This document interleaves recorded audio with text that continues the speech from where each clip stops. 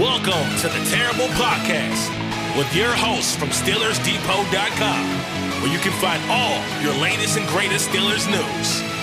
It's Dave Bryan and Alex Kozora, always lit, talking Steelers. And now, here's Dave and Alex.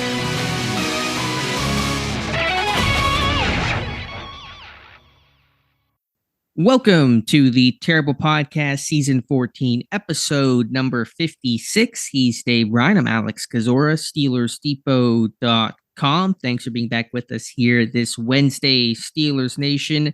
A pretty busy show today. I have a special guest we'll talk about in just one moment. Mike Tomlin speaking to the media on Tuesday, players after their victory Monday, and scheduled day off Tuesday. Back at practice today for Wednesday, as we are beginning to focus on the Arizona Cardinals this Sunday, 1 p.m. Eastern time at Acrisure Stadium. Dave, how you doing?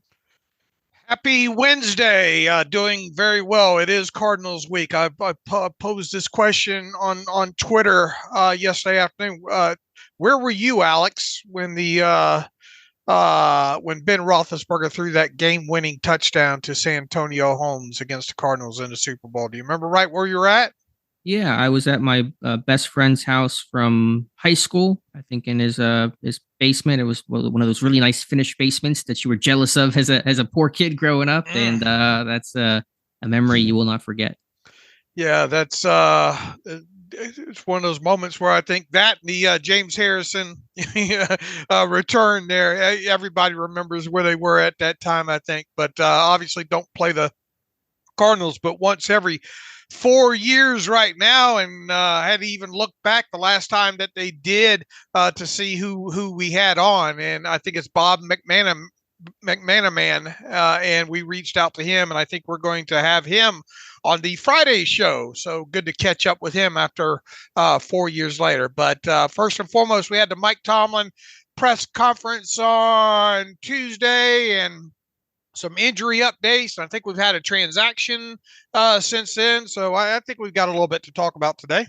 Yeah, and before we get into that, we'll have a special guest a little bit later in today's show. We'll be speaking with John Harris, who used to cover the Steelers for the Trib and just has a new book out on Mike Tomlin. It's called Tomlin, The Soul of a Football Coach, the forward written by Tony Dungy. Biography on Tomlin's life with a ton of great details, especially on the early days of Mike Tomlin, his first coaching job, growing up in Virginia, and just the road and the path that he took to come to Pittsburgh. So it's a really good book.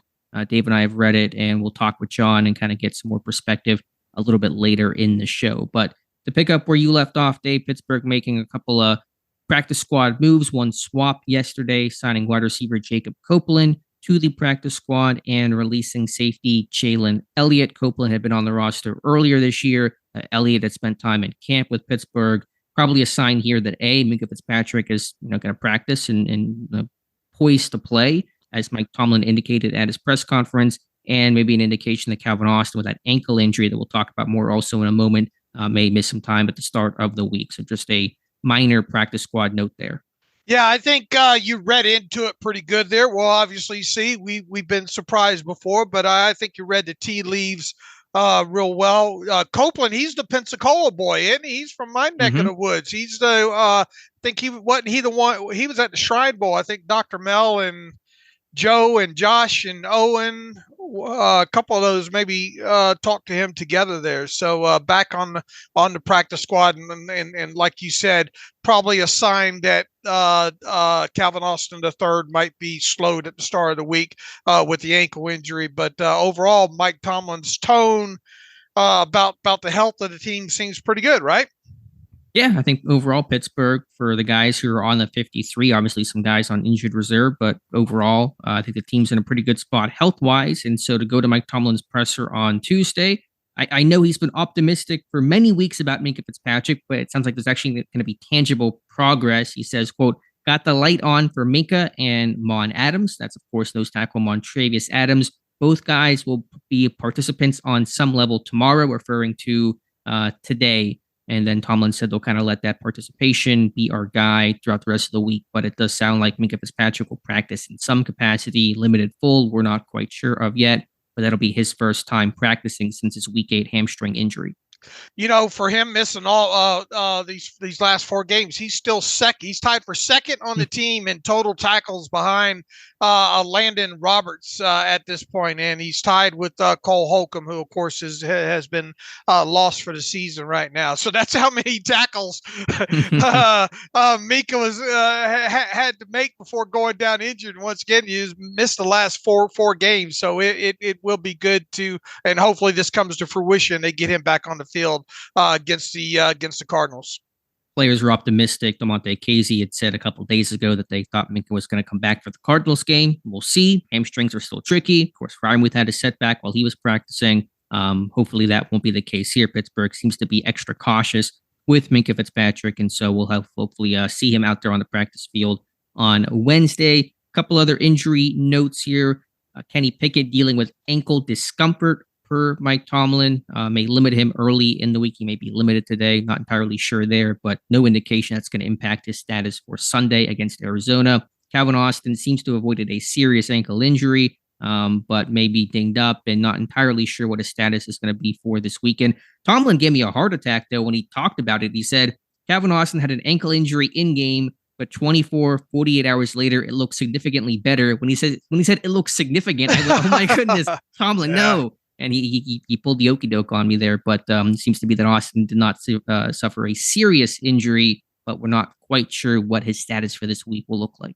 Yeah, I would imagine there's probably going to be 5 or 6 names on that injury report to start the week, and then hopefully it goes down to next to nothing by the end of the week. So we'll see which way it goes. Yeah, I know the Cardinals on their end, their first injury report will come out today. I know they lost a corner against the Rams, Sterling Thomas. I think it's actually one of Owen's guys. I think he got hurt in that game, and they've lost a couple of inside backers. Kaiser White is out for the year, so we'll know more about their injury situation today. But they've been dealing with some injuries. Of course, though, at quarterback, Kyler Murray is back and fully healthy.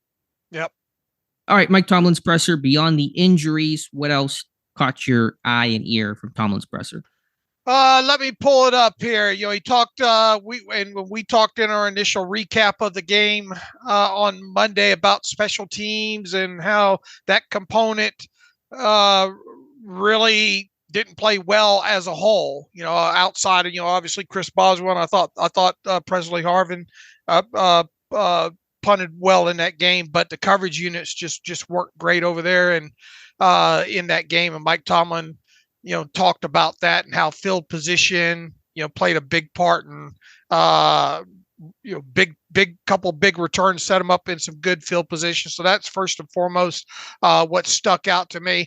Obviously, he went on to talk about the Cardinals and built them up as a Super Bowl contender and talked about James Conner and saying you can't let James Conner do what James does. And that's really power running, right? So you would there are two factors, I think, and we'll get into this obviously more on Friday leading into this game, but you can't let Kyler Murray run around on you all over the place, and you got to shut down that running game. And if they're able to do that and probably stick Joey Porter Jr. on Hollywood Brown, don't let him have any big plays. That's probably going to be the game plan in a nutshell when it comes to Arizona. So, he spent a lot of time really talking about Arizona overall there. Let's see, trying to think what else. He was asked about Kenny Pickett and said, did you like the way that Kenny Pickett both attacked downfield and the accuracy, which he did? He said, I did. And then he went off.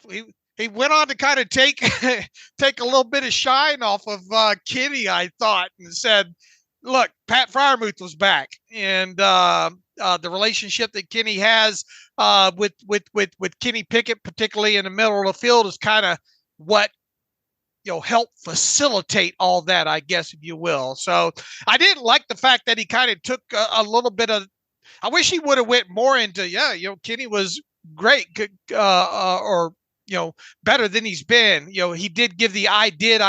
It's also, he said encouraging things from that perspective, but I just don't like that he took the shine off right away and went right back to Pat Freiermuth, which, look, Pat Freiermuth had a hell of a game, and that was good to see, and that's what you want out of your top tight end like that. But I thought Mike Tomlin could have gone a little bit more in depth about the game that Kenny Pickett had overall.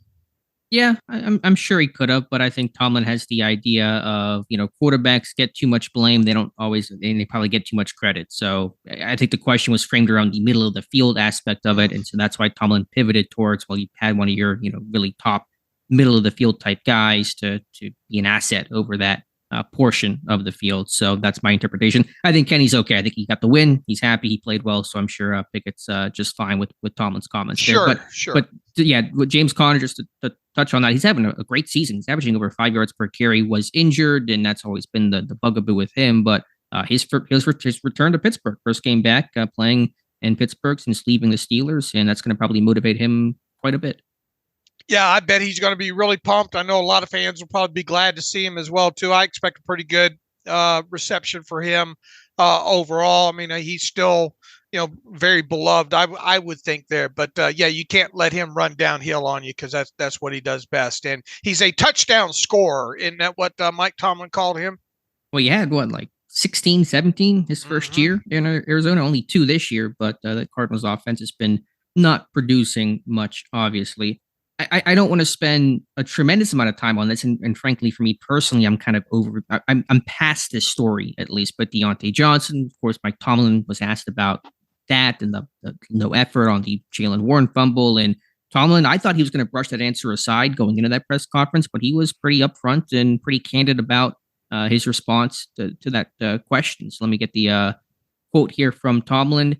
He says, Diontae can't let the emotions of the previous down affect his next down, but I'll give him an opportunity to address that with you guys. I'll give him an opportunity to address that with his teammates. I'm not going to add any additional color. I think plays like that are best described and outlined by those involved and less so by guys like me. And then essentially just reiterated that he's going to let Johnson talk to the media and address all those things. According to ESPN's Jeremy Fowler, Johnson has already spoken with teammates and was very apologetic and owned up to that play. And I think everyone else is moving past that. So right to be critical of it, but there is a time to move on and say, okay, let's correct it and not make that mistake again. And that's my approach with Diontae Johnson. Yeah, he specifically said address it with, I think, the media as well, too, right? So hopefully that happens as we speak right now or a little bit later today. I would hope he's part of the group that has his kind of standalone presser, if you will. And if indeed that's the case, man, I'd like to see him just come right out and say, look, I was frustrated from the play before. I let that. We all know what happened, right? Mm-hmm. We said that this was, despite the win and look, he did rebound in that game. We gave him kudos for that because he had a couple of big catches after that. So at least it didn't ruin him from that point forward in the game after a rough start there. It would behoove him to come out and answer the questions as short as possible, in my opinion. But within that, say, look, I've addressed it with my teammates.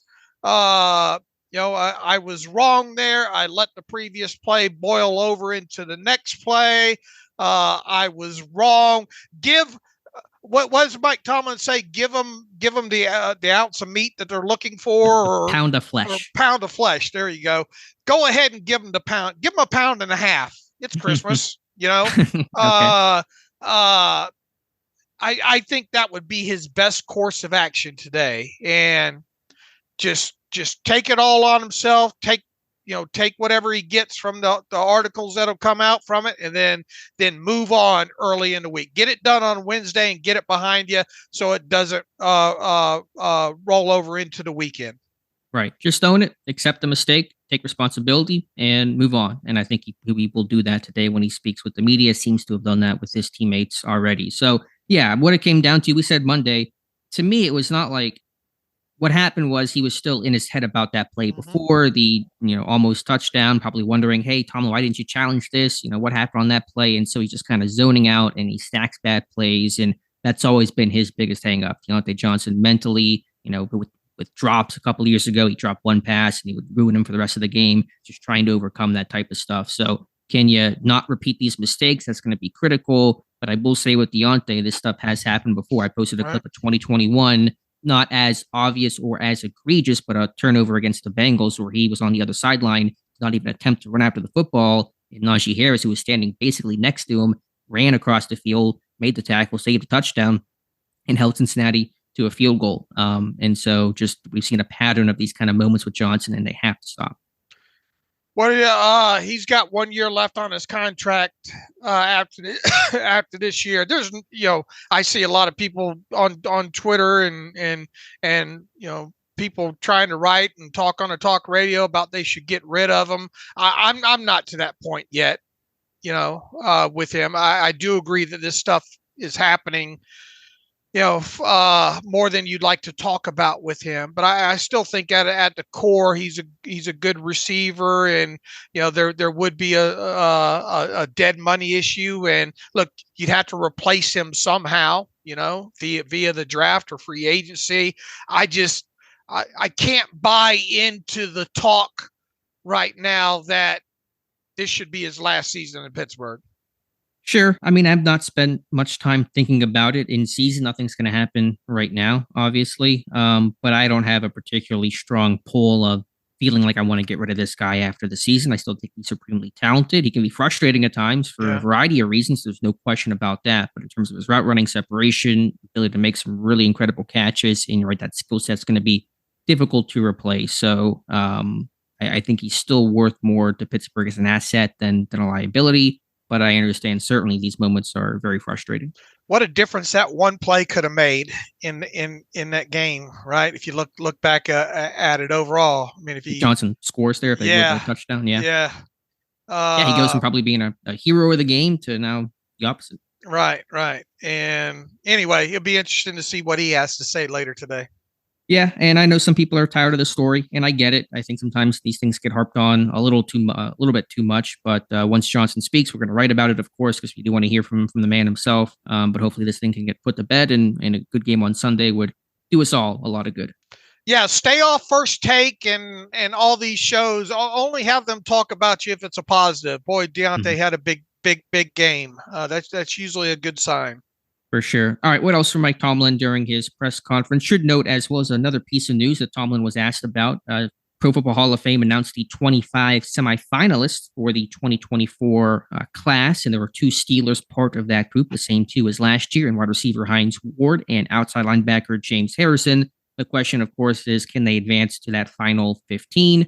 Ward's been a semifinalist now. This is his 8th time, so the last 7 times he's never made it to that final 15. I don't expect that to change this year, considering the logjam at wide receiver, and it appears that Torrey Holt, Reggie Wayne, Andre Johnson, all ahead of Diontae Johnson because they all advanced to the final 15 last year. Debo, we'll see, but Mike Tomlin, speaking to the media, made his case for Hines Ward and compared him to John Lynch and said stats do not tell the story of the impact he made. And then Big Ben on the morning show on DBE yesterday talked about James Harrison and how quarterbacks feared him and why he should be in the Hall of Fame. So your reaction to those comments, and do you think either guy has a chance to at least advance that final list this year? Yeah, at this point, can we stop the podcast and go back and pull what we had recorded, about this time last year? I mean, look, what Mike Tomlin said about Hines Ward is 100% true. What Ben Roethlisberger said about James Harrison is 100% true. These are two guys that you root for, and you can make very good arguments for them being in the Hall of Fame, and particularly as part of this class. I don't think it's going to happen, Alex. I just don't. And It to me, it feels like, and I know you feel the same, that we'll be with Hines Ward particularly. This might end up being a veteran committee thing at some point. That gets him in, either that or this log jam starts getting cleared out fairly fast. But then you got the guys coming in, right? Behind them. The new generation, if you will. Look, I mean, I've tried to make this clear, and I know you have as well over the years. Look, I mean, there's a post on the site somewhere back in the early days of Steelers Depot where I wrote that he's slam dunk Hines Ward Hall of Famer, but the deeper you get into doing this and the more objective and realistic that you try to be, when you look at it at its core and the list of players that he's going up against, it's just, and the number that's allowed to get chosen every year to get in, it's hard to imagine. That does not say that I don't think he's deserving. It's just, I think it's going to be another one of those, not this time. The math is not mathin', as the kids say, with all the receivers ahead. And you're right. Even if that logjam gets eventually broken up and Johnson, Wayne, Holt get in, there's going to be a pile of receivers right behind. And in a increasingly more modern era of, gaudier stats and more explosive passing offenses, it's going to be harder and harder for Ward to compete against that. So I don't think really anything's going to change this year. To be honest with you, I think Harrison, I thought last year he had a pretty good shot, and obviously him not advancing to that final ballot says something, but there's less of a logjam there, and just that peak of dominance that he had was more than what Ward had during his, true prime. Ward had the longer career, obviously start to finish. Harrison didn't start until he was 29, 30 years old, but that peak of dominance in 2007, 2008 was as good as anybody over that time. So there's a better chance, I think, for Harrison, but I'm pretty lukewarm on him, even making it to this final 15. Man, you read off the names here: Eric Allen, Jared Allen, Willie Anderson, Tiki Barber, Anquan Bolden, Jari Evans, London Fletcher, Dwight Freeney, Antonio Gates, Eddie George, James Harrison, Rodney Harrison, Devin Hester, Torrey Holt, Andre Johnson, Robert Mathis, Julius Peppers, Steve Smith Sr., Fred Taylor, Hines Ward, Ricky Waters, Reggie Wayne, Vince Wilfork, Patrick Willis, Darren Woodson. That's some big time names up in there, not that Hines Ward and James Harrison don't belong in that group. It's just, you pick what, 5 out of there, right? Yeah, I think it's 4 to 9 is the range of names that can be voted to make the Hall of Fame. I would assume that there's got 2 notable first time eligible players on the ballot, Antonio Gates and Julius Peppers. I'm guessing both are going to make it first ballot. So Harrison competing against Peppers, that's going to be, he's going to lose that battle in all likelihood. And then Gates will make it as well. So those are 2 spots I'm going to kind of tab or spoken for, which is going to make obviously the path more narrow. I mean, I know we're talking about the list of 15, and so, there's more opportunity there, but point is, it's a pretty crowded field.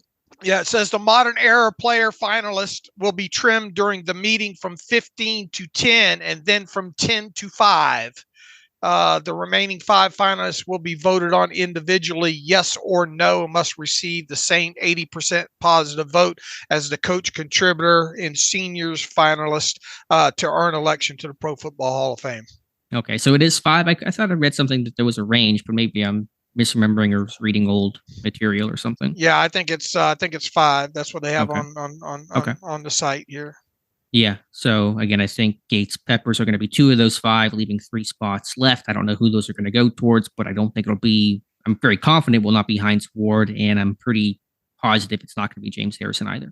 I think realistically, the next Steeler in the Pro Football Hall of Fame might be Ben Roethlisberger. I think you're right about that, Dave, for sure. Marquise Pouncey may get in someday, but he'd have to be first ballot to beat Ben, and I don't think that's going to happen. All right, what else for Mike Tomlin? Anything else there? I like his comments about, defensive communication and DeMonte Casey, and kind of give a shout out to Casey for, kind of holding the fort down when you've had injuries to Neal and Micah Fitzpatrick, and just have a veteran guy back there with a bunch of young guys is pretty important. Yeah, and I like the backhanded compliment or backhanded bit of that that Tomlin tacked on there as well too. He's good at that, right? Giving a guy some praise, and then as he sends them out the door, kind of, hey, that was a subtle. Don't read in. I know you're going to hear these comments. Don't inflate yourself too much here, because at the end of it, Mike Tomlin said, wish he had caught 1 or 2 of them balls he got a hand on last week, but we're working there. So But I mean, look, the communication is one thing that we've talked about quite a bit over the years, and it sounds like he's doing good in that area. I liked how he kind of highlighted the big brother, little brother situation that Casey's got going on with Joey Porter Jr. So that was good to hear as well too. So moving on from that, evidently T.J. Watt's pretty good. Called him the best defensive player on the planet right now. That'll anger some Browns fans, I'm sure. But if you're coaching TJ Watt the way that Mike Tomlin is, and with the season that TJ Watt's having, the career that Watt has had, what else would you say if you're Mike Tomlin? And he's certainly not wrong to say it. Boy, how'd you like to be Denzel Martin, right? Yeah, it's a pretty good job to be Carl Dunbar and Denzel Martin, coach, Cam Hayward and these outside backers, etc. It's a pretty good place to be. Yeah, that's a good gig if you can get it. I think that's about it from Tomlin. Anything else there that caught your attention? Trying to see if there was anything else. Oh, what'd you think about his description of why he didn't challenge that or haven't reviewed that touchdown? Yeah, to me, it's another story where it's like he said what he said. The answer wasn't going to change from post-game Sunday. I mean, what else is there really to talk about? I understand why he didn't challenge, just from the difficulty of playing on the road and the vantage point. And again, I think trying to understand what's a catch and not a catch in today's NFL is, you can go to the moon easier than you can determine what a catch is. So you can debate it, and I wouldn't have been mad had he thrown the red flag, but I understand why he didn't. And I don't know what else there really is to be said about that. All right. Do you have any other additional thoughts from? No, just it sounded like he tried to give the refs too much credit at first. That what was his initial comment there? Trying to scroll back up in here to see what he said. Normally, he said something to the fact that normally they're. I assume if they don't call it a touchdown, I proceed with caution, particularly early in games, and I preserve the timeout because I know when in doubt they usually are going to call that a score, and you get the automatic review under those circumstances. So he it seems like he thinks that if they think that there's any doubt, then that they would more lean to making the score. But I don't know if that's necessarily true. I think it goes down to each individual making the call there. Do you think the ref is thinking in the back of his head, I'm just going to go ahead and call this a touchdown in that split second and let review handle it? Is that how they're taught? I didn't like that part of the answer that he gave. I think we've seen officials let kind of fumbles and things like that play out from time to time and allow the review to take place. I don't know if that's kind of the instruction or the feel that they take with touchdowns in terms of catch, no catch. I think you're right. It's kind of more just making the call on the field without, considering the aspect of let's just call it a touchdown so the review can take place. Right. So I didn't like that he presumed, that presumes that, well, they know that when in doubt, just call it a touchdown in a split second and let right. Review handle it. I didn't like that part of the answer. Sure. To me, though, it was a close play. Had you reviewed it, sure. I think it's a coin flip if they turn it over or not. I know Gene Steratore said that he thinks they would have, but we talked about football zebras, and obviously the refs, felt like it was not a touchdown or did not have enough evidence to overturn that. So, it's a 50-50 play. You didn't challenge it. I get it. I'm good with it. I'm moving on. All right. All right, Dave. Well. I think it's a good time here to take a pause. Speaking of Mike Tomlin, let's talk with John Harris. I mentioned top of the show, new book out, Tomlin, The Soul of a Football Coach, written by John Harris, who covered the Steelers beat for quite some time in Pittsburgh. The foreword is done by Tony Dungy. It's a great book, great conversation with John, just on sale right now. You can go pick it up. We'll put a link maybe somewhere, either on the site or I'll tweet it out or something like that. But the book is Tomlin, Soul of a Football Coach. Let's take a pause and come back with John. And welcome back to the Terrible Podcast. And as we mentioned at the top of the show, a very special guest today who just has a new book that was released a couple of days ago. And it's great timing for that in the middle of the Pittsburgh Steelers playoff race, I should say. It's Tomlin, The Soul of a Football Coach, written by John Harris, who covered the Steelers for a long time, knows Mike Tomlin, the Pittsburgh Steelers very well, goes through Tomlin's basically whole life story from his days in Virginia to his first coaching job to going from Tampa Bay to Minnesota and of course being hired by the Pittsburgh Steelers in 2007, and his legacy and his time with the Pittsburgh Steelers. So we are very grateful to be joined today by John Harris, the author of Tomlin, the Soul of a Football Coach. John, how you doing? I'm great, guys. It's great to be on there. Thank you so much for inviting me. Yeah, absolutely, John. Read you for years. Obviously, you covered the Steelers for a long, long time at the Pittsburgh Tribune Review. Obviously, during that time, covered a lot of Mike Tomlin press conferences and obviously games to go along with that. Just want to start first and foremost, and I think you wrote about this early in the book here. Why don't you talk a little bit about your inspiration behind this book on Mike Tomlin? You I think you said in there that you covered him all those years and you kind of thought that you knew him, but you wanted to dig deeper to get to know him a little bit more. Yeah, first I was thinking about doing a book on the Steelers defense from the Super Bowl champions, and some people talked to my editor, and we went back and forth with it. And he said that's good and all well and good. He said, but Mike Tomlin is a figure that everybody knows, but they don't know him. They see him on the sideline. They think they know him. And, I did a little research. And I had assumed that there had been a book or two written about him. And when I found out that there wasn't, it just got me, the light bulb went out, and I just started thinking, well, what can I write about this guy? How can I write it? What do I think I know? What should I know? And it was interesting because I was contemplating it last season when the Steelers were struggling, and it looked like that streak of never having a losing season was really in jeopardy. And I said, well, this could really be interesting. What's going to happen with this team, with this new quarterback, with this coach that has been there a long time? And the pressure was building, and I just started following it, and I just decided, let's go with it. And at that time, I didn't know whether they were going to finish with a winning record or what, and just decided to start pursuing it, started researching it, reaching out, and just following it. Things just started falling into place. The more people I made contact with, the more my antenna went up as far as just learning about him, the early stages. My idea was to really write about him. The part that a lot of people don't know was the college years and the buildup to the NFL and to the Steelers.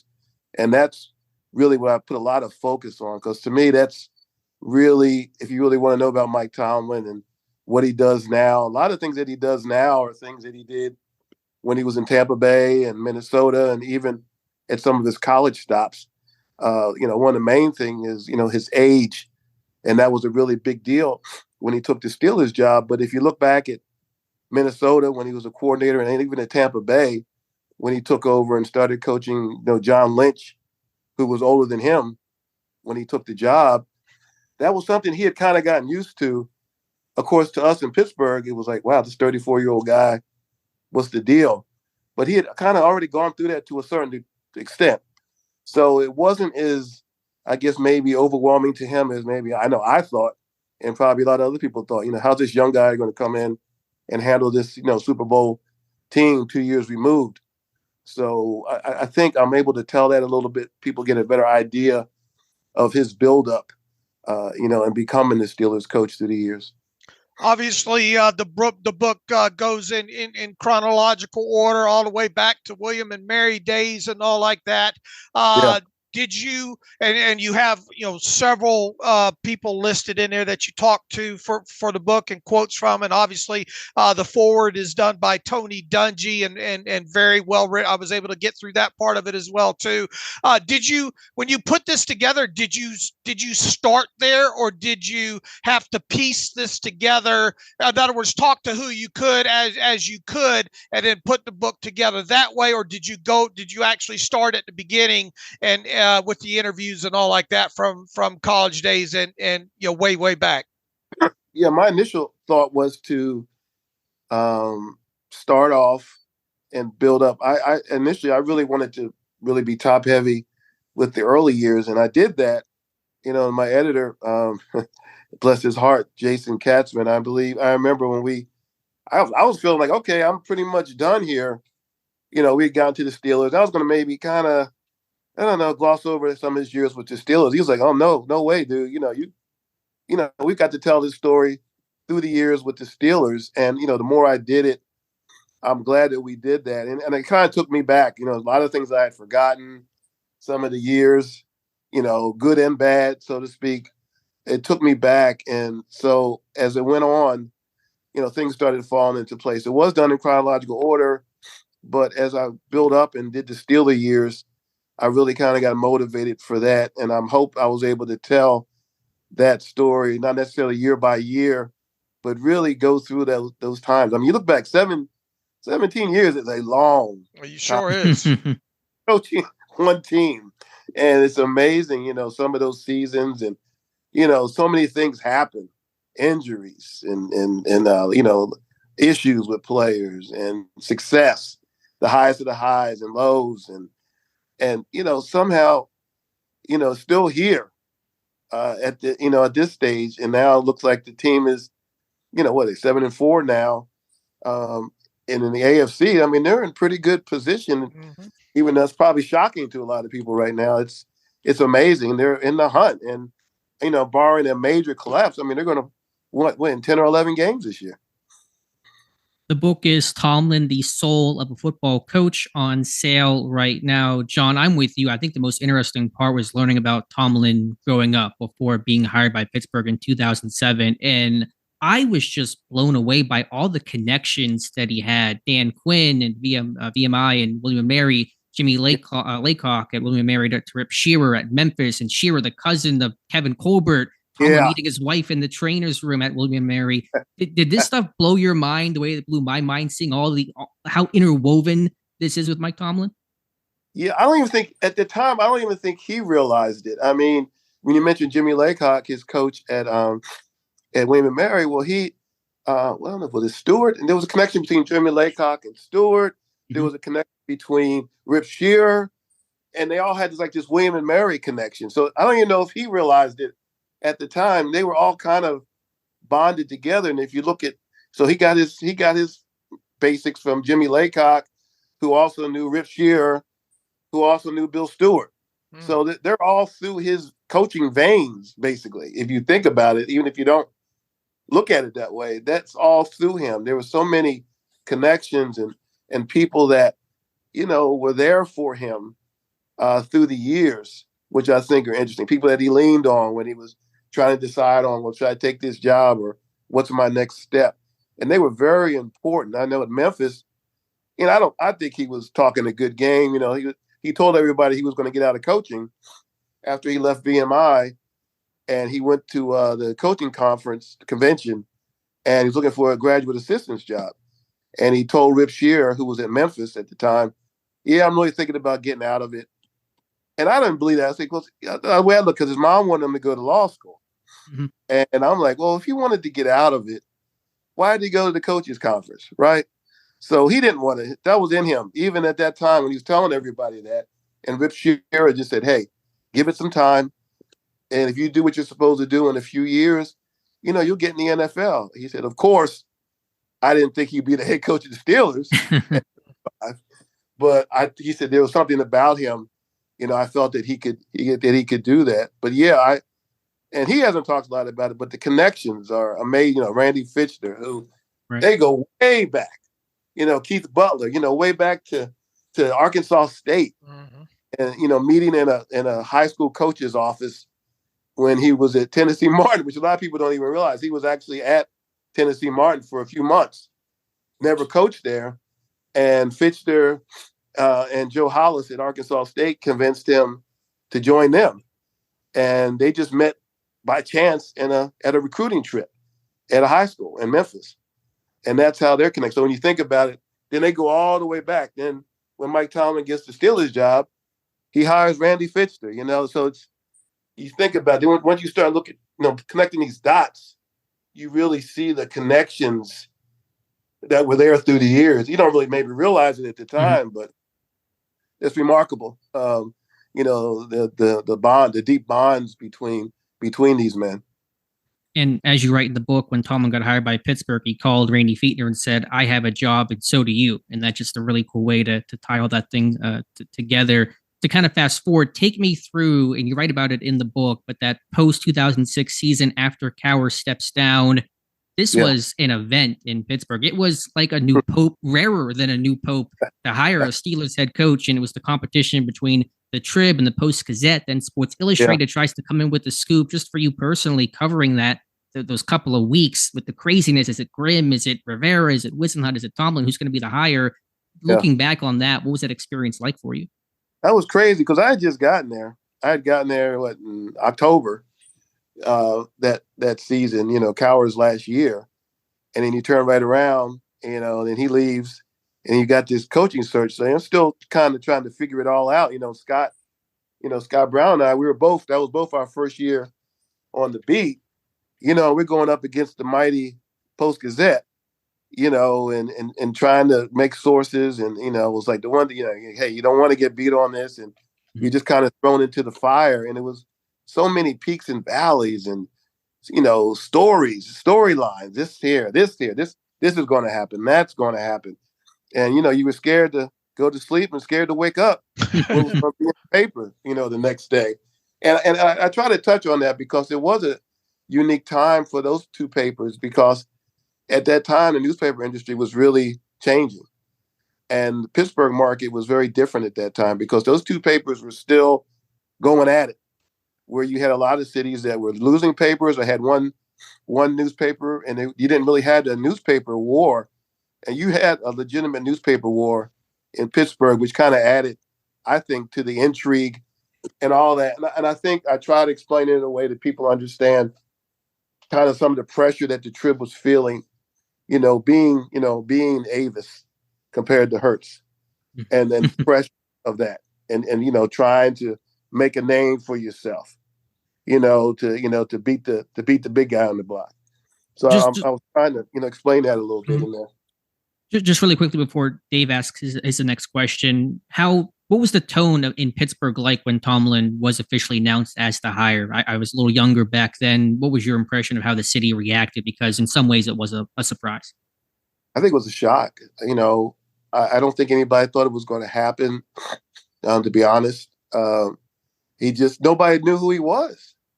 All of a sudden you heard his name, but you're like, who is this guy? He was in Minnesota for a year as a coordinator. And, Minnesota didn't set the house on fire that year. They were competitive his first year, but, it wasn't like they went to the Super Bowl or anything. So people were like, okay, who is this guy? We don't know who he is. He's 34. Everybody, and as I talk about it, it's just interesting, was not welcomed with open arms by the players, who made it clear that, he was going to have to prove himself to this team, many of whom wanted Russ Grimm, if not Ken Whisenhunt. I try to picture that for this 34-year-old coach, coming into that situation. I don't know if a lot of coaches could have handled that. There was a lot of pressure. Sure. It was a team that won the Super Bowl a year before. Bill Cowher leaves. Still a lot of talent, but they went 8-8. You're feeling that pressure that, your quarterback kind of has a meeting with you and tells you, hey, coach. I mean, just think about that for a minute. You just take the job, and Ben Roethlisberger saying, hey, you know what? You're going to have to earn these guys' trust. I mean, maybe some people couldn't have handled that. He was able to. I think it's interesting. A lot of things, Alan Faneca, your Hall of Fame guard, he was unhappy because he wanted a new contract. He held out at one of the camps. Joey Porter ends up leaving. There was a lot of stuff going on, even just taking the job. Not to mention the pressure of just replacing Bill Cowher and trying to uphold the standards of, the Pittsburgh Steelers. John, you obviously have a chapter in there about, the process of him becoming the Steelers head coach and all. Well, was there, and I don't want you to have to give away too much here, but was there anything that you unearthed from maybe people that you talked with on, who knew him, Viking side or Steelers side, that was kind of really, really new to you that you did not know about either, the interview process or just a process in general? Oh yeah, that's a good question. It was Brad Childress was great. The former Steelers coach. I'm sorry, former Vikings coach. He was tremendous. Was very open. Shares a lot of stories, not just about Tomlin and the Steelers, but about the NFL in general. I thought he was fascinating the way he described it. And when Art Rooney called him the second, and he said he could gauge by the questions he was being asked that it was not like just okay, let's interview this guy for the Rooney Rule, because technically the Steelers had already interviewed Ron Rivera. And according to John Wooten, who was very integral in this whole process, they actually had interviewed 2 minority coaches who I could not find out who the other one was.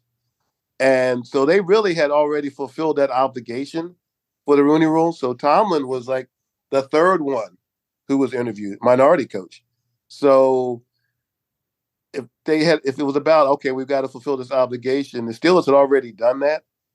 So I thought that was really interesting from a standpoint of the legitimate interest, that the team had in him. I think Brad Childress told them a story of, how he had kind of just stepped in there and took over, and, he just let them run the meetings, the defensive meetings. He turned the defense entirely over to Mike Tomlin. And I think Art Rooney asked, he said, well, how's he going to be, in front of these guys? And he said, hey, he's going to be fine in front of these guys. He's going to speak his mind. He's going to call people out. He's not going to back down. And I just think everybody had a concern about the age. He's 34 years old. But if you think about it and you look at the Steelers' history, right? Bill Cowher, Chuck Noll, they were all in their 30s, right? When they got hired. So he kind of fit that bill. It's just that he came out of nowhere and people just weren't thinking about that. I mean, Russ Grimm had a big following, a lot of support, but he was an offensive coach. So if they had hired Russ Grimm, it would have been kind of going against the grain of what the Steelers had done in the past. I just think it was just such out of left field in a way. His hiring him, it just kind of just caught people by surprise. Do you remember back when, after he was hired, that first season, is there anything that maybe a press conference or something that sticks out in 2007 where kind of you took it as the media maybe kind of testing Tomlin? Oh, yeah. I mean, I think he handled himself well early because there was so much stuff going on, turmoil off the field. And I think the playoff game against Jacksonville, he came under quite a bit of scrutiny. It was a game they could have won, some mistakes. I think it was a Jacksonville team. I don't know if they had beaten them early in the year or lost to them, but it was at home. It was a game they could have won. And I think that may have really opened his eyes as far as what he was facing, from the fan base and from the media. He backed off a little bit the following year at the training camp. His first camp was very, very, very aggressive, very physical. It turned a lot of the players off. A lot of them came back later and said, hey, he kind of wore us out. But, talking to Casey Hampton, I mean, he was like, hey, he had to do it his way. We understood that. We didn't like it, but we understood that he was going to have to make his mark, and that's what he was going to do. And, so I think the players, even though a lot of them didn't like it, because they had done it the way they had done it and they'd had a lot of success. Who are you to come in here and change it up? We've already won a Super Bowl. And, Tomlin would tell them, yeah, I won one with Tampa Bay too. So I think there's just something about him. He just supremely confident in himself. But I think the main thing that maybe people miss is what I learned early is the detail as an assistant coach. Rondé Barber just speaks just glowingly of him. Credits him with getting to the Hall of Fame, turning his career around. The detail he spent as a defensive back coach with him and John Lynch and that secondary, and how he literally made those players better just through basic coaching, which kind of in their mind made up for the age difference and who was this young guy that we really don't know. He proved himself by what he actually did. And at the end of the day, these guys are professional. Hey, if you can make me better, If you can make me a better player, so I can earn more money, I'm on your side. And I think he was able to do that. For him, winning the Super Bowl in year 2 with Pittsburgh, I mean, that went a long way, right? Bought him a lot of time after that. We're about to hit December here, and I assume that clip from, and I might post it myself, that 2009, we're going to unleash hell, that clip there. And, Mike Tomlin, that's not that he was overly shaken in that one post-game interview, I think it was there. But yeah. I mean, you could tell that it was a trying moment for him during that post. What do you remember about that particular unleash hell press conference? I remember writing the column where I ripped him. I remember that. I was like, what? What are you trying to? I remember that. I was like, really? That was my attitude at that time, and my response, to that. I can't speak for the other writers and journalists here, but I remember that distinctly. I was very critical of it. And again, not knowing, Mike Tomlin. And, I didn't talk to Mike Tomlin, I did not interview him for this biography. I am very appreciative of his brother, Ed Tomlin, who provided incredible insight into their relationship and to some of the things that Mike, that makes him go. But I did not know Mike, like a lot of the reporters there didn't know him. And I'll tell you what, some of the guys that are still there don't know him. And it's the way he likes it. This mysterious guy. I think if you've been around him long enough, there's certain things about him that you can tell. I noticed him after a win at a press conference. He's a little different than he is after a loss. Mm-hmm. Just the way he talks, the way he carries himself. I do notice that. But yeah, I didn't know him that well. So I just wrote about him as this young coach, spouting off at the mouth about unleashing hell. And, okay, what's that about? So yeah, he was, and I think at that time he was trying things, yeah, let me try this, let me do this. And I think over the years, I don't know if he talks that way as much anymore after he seems more subdued. When they play well, that's what they're supposed to do type of thing. Where back then it was like, okay, I've got to make this statement. When he really didn't have to, but that goes into being what a young coach. What was he, 35? Right. 6 when he said that. So a lot of learning for him as well as a head coach. Again, we're speaking with John Harris, author of Tomlin, The Soul of a Football Coach, book on sale right now. I encourage you guys to check it out. It's a fantastic read. John, what is your perspective on how Tomlin handled Antonio Brown? Talk about that a bit later in the book, trying to keep things under wraps. I think he probably did a better job than we can ever know about trying to make things look as calm as possible until, of course, everything kind of came to a boiling point. Do you think Tomlin has any regrets about how he handled that whole saga and situation? Yeah, I thought a lot about that. I wasn't covering the team per se then, so going back through it, I really brought back a lot of memories about that. And you look back on it, yeah, I mean, in his quiet point, I would probably say, yeah, he probably had a few regrets to that because those teams were super talented. Oh, yeah. In my opinion, they should have won at least 1 or 2 more Super Bowls. But you look at that talent that they had was unbelievable. And the fact that they weren't able to achieve that. There were injuries. I mean, Le'Veon Bell was injured a lot more than I realized. They really never had those guys for a long period of time, Ben and Antonio and Le'Veon together, where they really could have shown, what they could do. I even think about the year when they lost to Denver in the playoffs, when Peyton Manning was the quarterback. You think about that. They had all kinds of injuries. They could have won that game. They barely lost. Hell, that Denver team won the Super Bowl.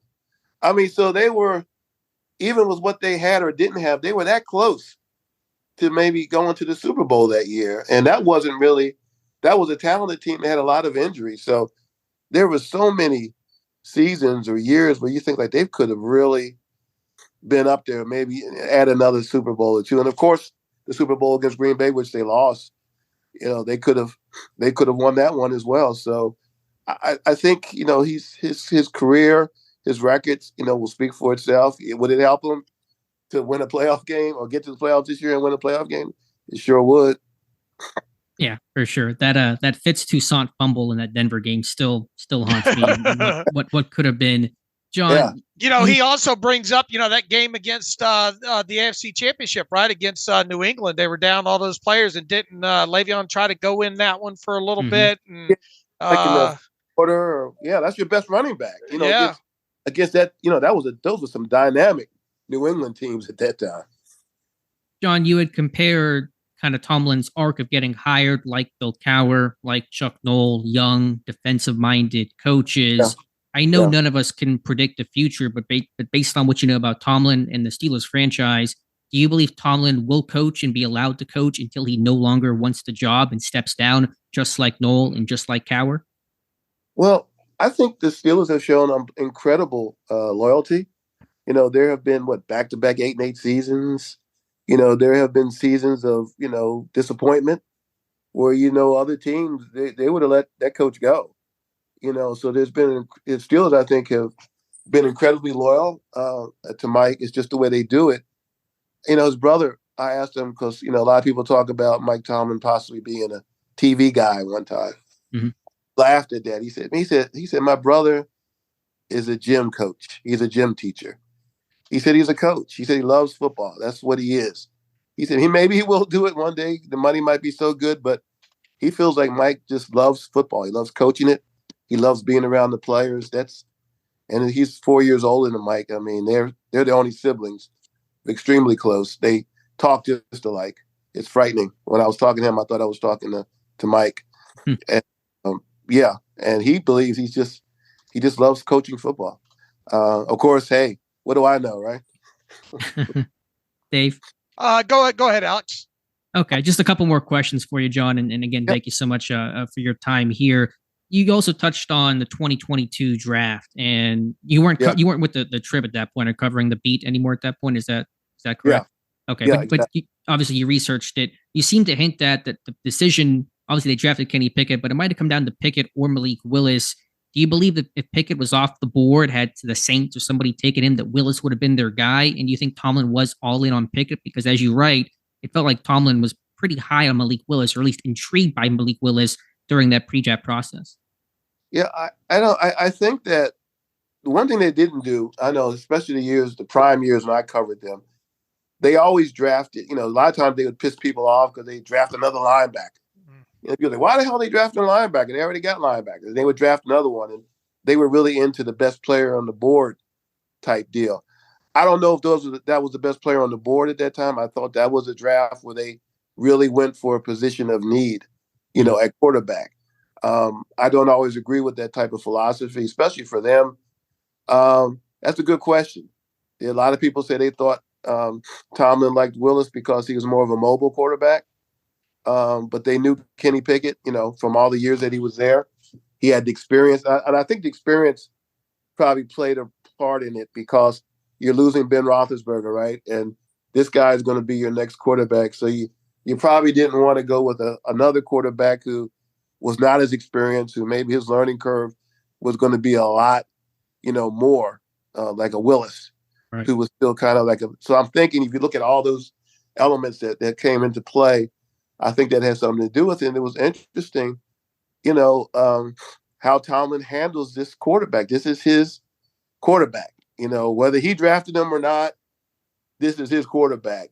And his reputation will depend a lot on how Kenny Pickett plays. So it'll be interesting to see how he finally does it with his quarterback, because he had Ben Roethlisberger, who was already there when he got there and who was there for most of his career. So, yeah, that's a good question. I wonder sometimes, but I think Pickett's experience. I think if I was going to point my finger at anything, I would look at the experience that he had at Pitt, and that just maybe was a deciding factor over a Willis who just had a lot more growing to do. John, what do you think about this Steelers team at 7-4 right now? Obviously, Mike Tomlin's never won Coach of the Year.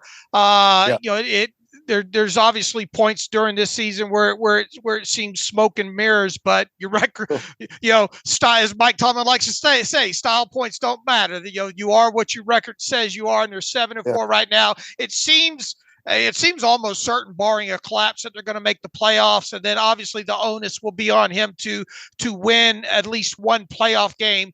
If this team gets in the playoffs, seeing what you've seen so far this season, if they get into playoffs, and I forget when they have to vote on the Coach of the Year award. I don't know if playoffs are taken into account there, but if he can get this team into playoffs and win at least one game, should he be Coach of the Year candidate?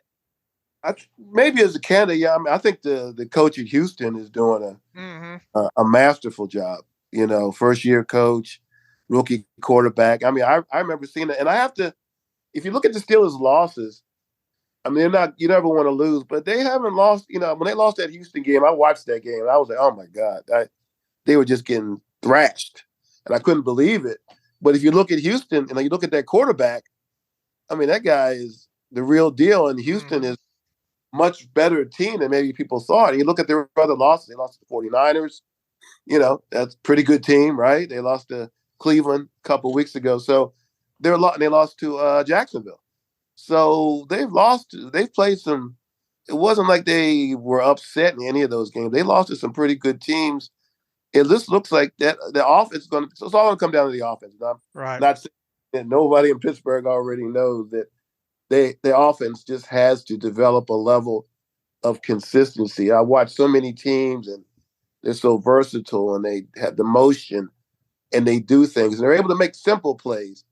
I just want to see that offense make simple plays on a more consistent basis. I don't need 80-yard bombs every game, but a level of consistency, a flow to their offense, I think would go a long way and take a lot of pressure off of that defense that's had to have a lot of 3-and-outs and be on the field a long time, Routine plays routinely, as Mike Tomlin would say. That's what they have to make. My last question for you, John, and again, the book is Tomlin, the Soul of a Football Coach, on sale right now. How do you balance I think there's two current competing factors with Mike Tomlin, the Pittsburgh Steelers. His never had a losing season streak versus the no playoff win since 2016, no Super Bowl appearance since 2010. I know winning in the NFL is so difficult to do, but how do you balance those two elements? Is there a side of the coin where you come down on focusing more on the never had a losing season side, or hey, this team has not won a playoff game in quite some time?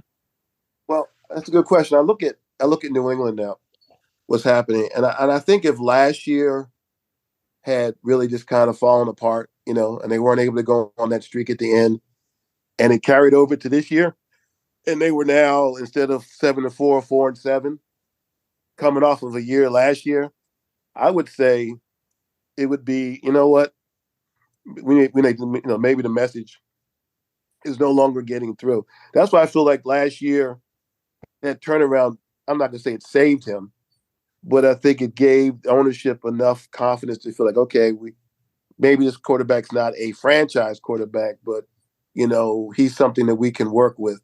I think that was huge, to be honest with you, for him, for his future. And the fact that they're now 7-4, is this a Super Bowl team? No, it's not.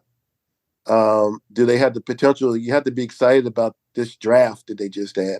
Some of these young guys that you definitely build around. And now you want to see it. They say they have offensive weapons, right? So now it's time. They made the change. They have the co-coordinators, offensive coordinators. I want to see something over these next few games. I want to, 400 yards was great the other day. I want to see a couple 30-point games, maybe a 40-point game. They played Arizona this week at home. I mean, they should be able to put some points up on those guys. What do you think? Oh yeah, definitely. Especially the way the Rams were able to run the ball. I mean, look, Arizona. We all know their situation right now. And you look at the next 3 games for this team right now. You got Arizona, New England, and then the news just came out today about the Colts might not have Jonathan Taylor for, Wow. for that game 3 weeks from now there. So this is, you're supposed to, win the games that you're supposed to win, and the offense coming alive a little, obviously not on the scoreboard where you really want to see it, but we saw some things obviously in tape that were very encouraging, and you want to definitely see them build on that for these next 3 weeks for sure. Yeah, I think, this was a big game. Okay, they got 400 yards last week. That's good. But I definitely want to see a build. I want to build on that now. You don't have to get 400 yards this week, but red zone. I mean, red zone. They got down there. They got down there last week, but they were not able to put it in the end zone. I mean, I marvel when I watch the Eagles when they get to the 2-yard line and they run it in. Or they get in that area. Some teams just have a knack for it. They're not afraid. Some teams think, even when they're inside the 10, some teams seem like they play afraid offensively. The Eagles don't play afraid. I think it's Pickett develops, and they have the weapons. Pickens, to me, is just, I don't know how they got him in the second round. I mean, the guy is incredible talent. I mean, he's really, now you got your tight ends back now. He had a huge game last week. I think that's going to make a big difference. And you got 2 good running backs. Kenny Pickett, there's no pressure on you, dude. Just go out there and play. You got a new coordinator. The team's behind you. You got a good running game. Just go out and play, man. Don't worry about it. Don't worry about trying to be perfect with everything. Just go out there and make some plays. For sure. We will see what happens. Again, the book is Tomlin, The Soul of a Football Coach, the forward by Tony Dungy. The author we're speaking with now, John Harris. John's a tremendous book. Read through it last night. On sale right now. Go pick it up if you're a Steelers fan. Great holiday present. John, thank you again so much for talking with Dave and I today. Guys, I really appreciate it. Like you said, we go way back when I was working for the Trib and doing the Ike Taylor show. So it's good memories. And I just can't thank you enough for having me on today. And welcome back to the Terrible Podcast. And again, our thanks to John Harris for taking some time to talk about the book, Tomlin, The Soul of a Football Coach, on shelves right now. Great conversation, great book, Dave. Everybody should go check it out. Yeah, and you've I think been able to dive deeper into it than I have. I will say this: I've thumbed through it quite a bit before we did the interview with him. It's a very thick book, a lot of pages in there, but that's probably because the print is a little bit bigger, which I like. Us old folks like that. I think the line space, little things like that. The line spacing, I think it's very easy to read. And it's laid out very well chapter wise.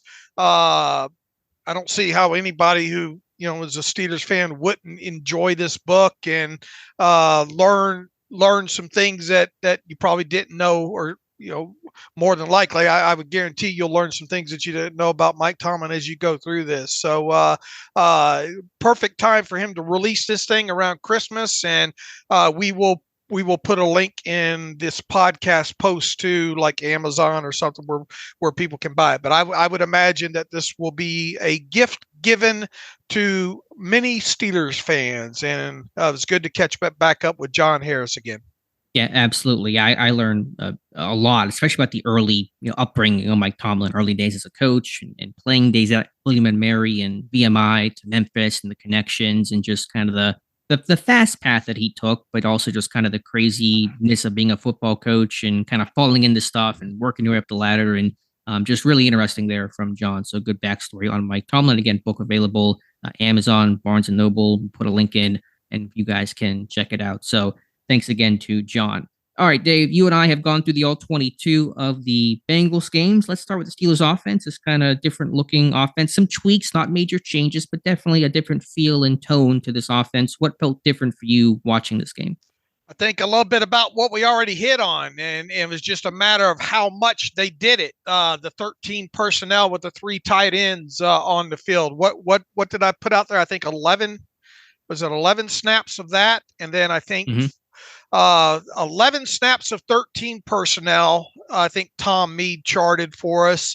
And I think an additional, 5 snaps of 12 personnel with 2 tight ends on the field here. So you had 11 and 5, 16 total snaps of the team having 2 or more tight ends on the field. I thought that was really significant overall, and obviously paid some dividends in this. They passed out of 13 personnel a couple times, which was good to see, and I think probably caught the Bengals a little bit off guard with some tendency breakers in there. So that first and foremost, that stuck out. The play action, particularly early in the game, 5 or 6 times I think I wrote that they used play action specifically in the first quarter. Now they got away from that as the game went on. What I think they only used it 3 or 4 more times the rest of the game. So I was a little bit curious about that, but. Look, they pushed the football down the field more in this game, particularly in the middle of the field. They utilized Pat Freiermuth in this one. The run game was pretty much the run game, albeit at times with different personnel in there. I thought you did a good job in your 4 things that stuck out about the changes that you noticed this week about motion with purpose in there. I thought that was laid out very nicely. Overall, and the route combinations were not as independent in this one. So those are the kind of things that we talked about. We were excited to see if things stuck out on the All-22, and they did as a whole there. The results outside of scoring points were obviously there. Now you just have to build off of that moving forward. To go back to 13 personnel, to me, that might have been the most notable difference compared to Sullivan, Faulkner to Matt Canada. And coming into this game through the first 10 games of the season, Pittsburgh had used 13 personnel, excluding kneel downs, on just 7 snaps the entire season. Now, I know Freiermuth has missed a chunk of the season, but you had the tight ends healthy for the first 3.5 games of the season, and he was back last week against Cleveland. So you're still using at least 4.5 games of all your tight ends being healthy. Even when Freiermuth was out, you had Rodney Williams playing and playing a fair amount of snaps, so they were using a third tight end. And so in this game, to have 11 snaps of 13 personnel, more than you've had the entire season, is a big difference. And as you said, passing out of that, they ran a screen off of that to open the second half, got 15 yards to Jalen Warren on that play. That I thought was really notable. The motion just kind of had a bit more purpose, was a bit more layer to it. And the concepts, I think, just kind of put defenders in conflict. Go back to what you talked about Monday and that Diontae Johnson almost touchdown in the end zone. As you said, the Dino concept. Dino, whatever it is. The double post concept with Robinson and Johnson on the post. That single eye safety put in conflict. He's got to make a choice. Am I covering Robinson on the post or am I covering Johnson on the post? And he covered Robinson, pick it through to Johnson because it was open and Johnson got himself open. So just stuff like that, especially in red zone when space is condensed and things are kind of tight, you really have to creatively open guys up and find ways to create space, and route concepts like that accomplish that. So just those are some of the little more subtle things I noticed that had a big impact. Absolutely. They did. And once again, now you got to see more points coming off of that, because Todd Haley was on Sirius Monday on the show that he does with Solomon Wilcots, and said normally, he said, hey, it was good to see them hit that 400-yard mark, but normally that translates into, what did he say, 28 points? Mm-hmm. Yep, 28. And obviously you had 16. Now you had the touchdown get away from you there on the one to Diontae Johnson. Then you followed up with a fumble in the red zone. So even if you had, let's say you got the 7 there, you're up to what 23. Yeah, 23. You still probably could have used another field goal, or would have expected at least another field goal in along the way there. So I thought he made a good point with that. But taking the points aside, which obviously the goal is to score as many points as possible, it looked a lot different. It looked a lot better as a whole. Yeah, just some more fluidity to this offense overall, better rhythm, the ball getting out on time. in The utilizing third the first middle of the downs. field. Yeah, third downs. Again, I think creating space on third downs. They had so many bunch and stack concepts that help get guys like Calvin Austin, Pat Frymuth with free releases to, make life tough on defenders on 3rd and 5, 3rd and 6. And those things just a situational football, scheming guys open, creating, conflict for the defense, putting your guys in position to win, to get open, to make life easy on your quarterback. This offense showed that against the Bengals. Yeah, let's talk specifically about the play of Kenny Pickett in this one. It was a very good game for him, right? I mean, nobody's going to disagree with that. I thought he was much more in rhythm as far as getting the ball out, in some of these drops of his. I thought that was good. The fact that you can almost in your head go through and remember the incompletions, I think is a good sign, right? Because he had 9 incompletions overall, and I try to run through the exercise in my head of what those were. You had the Diontae Johnson, obviously the one in the end zone that was incomplete. That was one of the 4 to him. You had 2 incompletions to George Pickens. One was the one down the sideline that he laid out for and got hurt on, if memory serves me there. I'm not too, upset about that one overall. He did miss pretty bad, the George over the middle of the field on that one. On that other one. Pressure got to him. I thought Pickett did not do his best against some of those pressure looks the Bengals are pretty well known to run. All right, so those are the 2 George Pickens incompletions there. Diontae in the front of the end zone around the pylon was one of them, correct? That one's not coming to mind, but I trust to the left side. Trying to think the 2 others to Diontae that were incomplete, and I'm having a problem recalling the 2 incompletions to Pat Frymuth. Do you remember? I know there were like 2 that were really heavily pressure induced that he got hit as he threw, and the ball kind of died in the ground. I don't know what targets they were assigned to, but I know at least there were 2 examples of those where it was pressure that really caused the incompletion. All right, what about the this is nitpicking, and but I did see who's the quarterback? JT O'Sullivan. Yeah, JT O'Sullivan talk about this in his video about the ball placement on the one to Diontae Johnson. If Diontae catches that, are we even talking about it? But B, I think he made some good points there that you would have probably liked that ball out a little quicker and maybe a little bit higher back towards the middle of the field. But it is nitpicking in that situation, because if Diontae holds on to that football, none of that probably even, maybe he does discuss that in his video there. And then obviously the heavy pressure one to George Pickens. I know Kenny would probably like that one back there, but what did you think about the actual throw to Diontae and the timing of it? Yeah, I mean, I mentioned just briefly in that video that it was a bit behind. I think Pickett's trying to walk that line with that single high safety just to make sure you don't kind of throw it in front where he might be able to make a play on it. So you're not trying to maybe throw it as in front as you would be against, say, too high, a split safety type look. But Johnson, no question, had to turn back for the football, but it still was a ball that Johnson has to complete. So, yeah, I think you could certainly say that Pickett could have put that one a bit better, so the cornerback couldn't have a higher chance to get back in that play to break that ball up.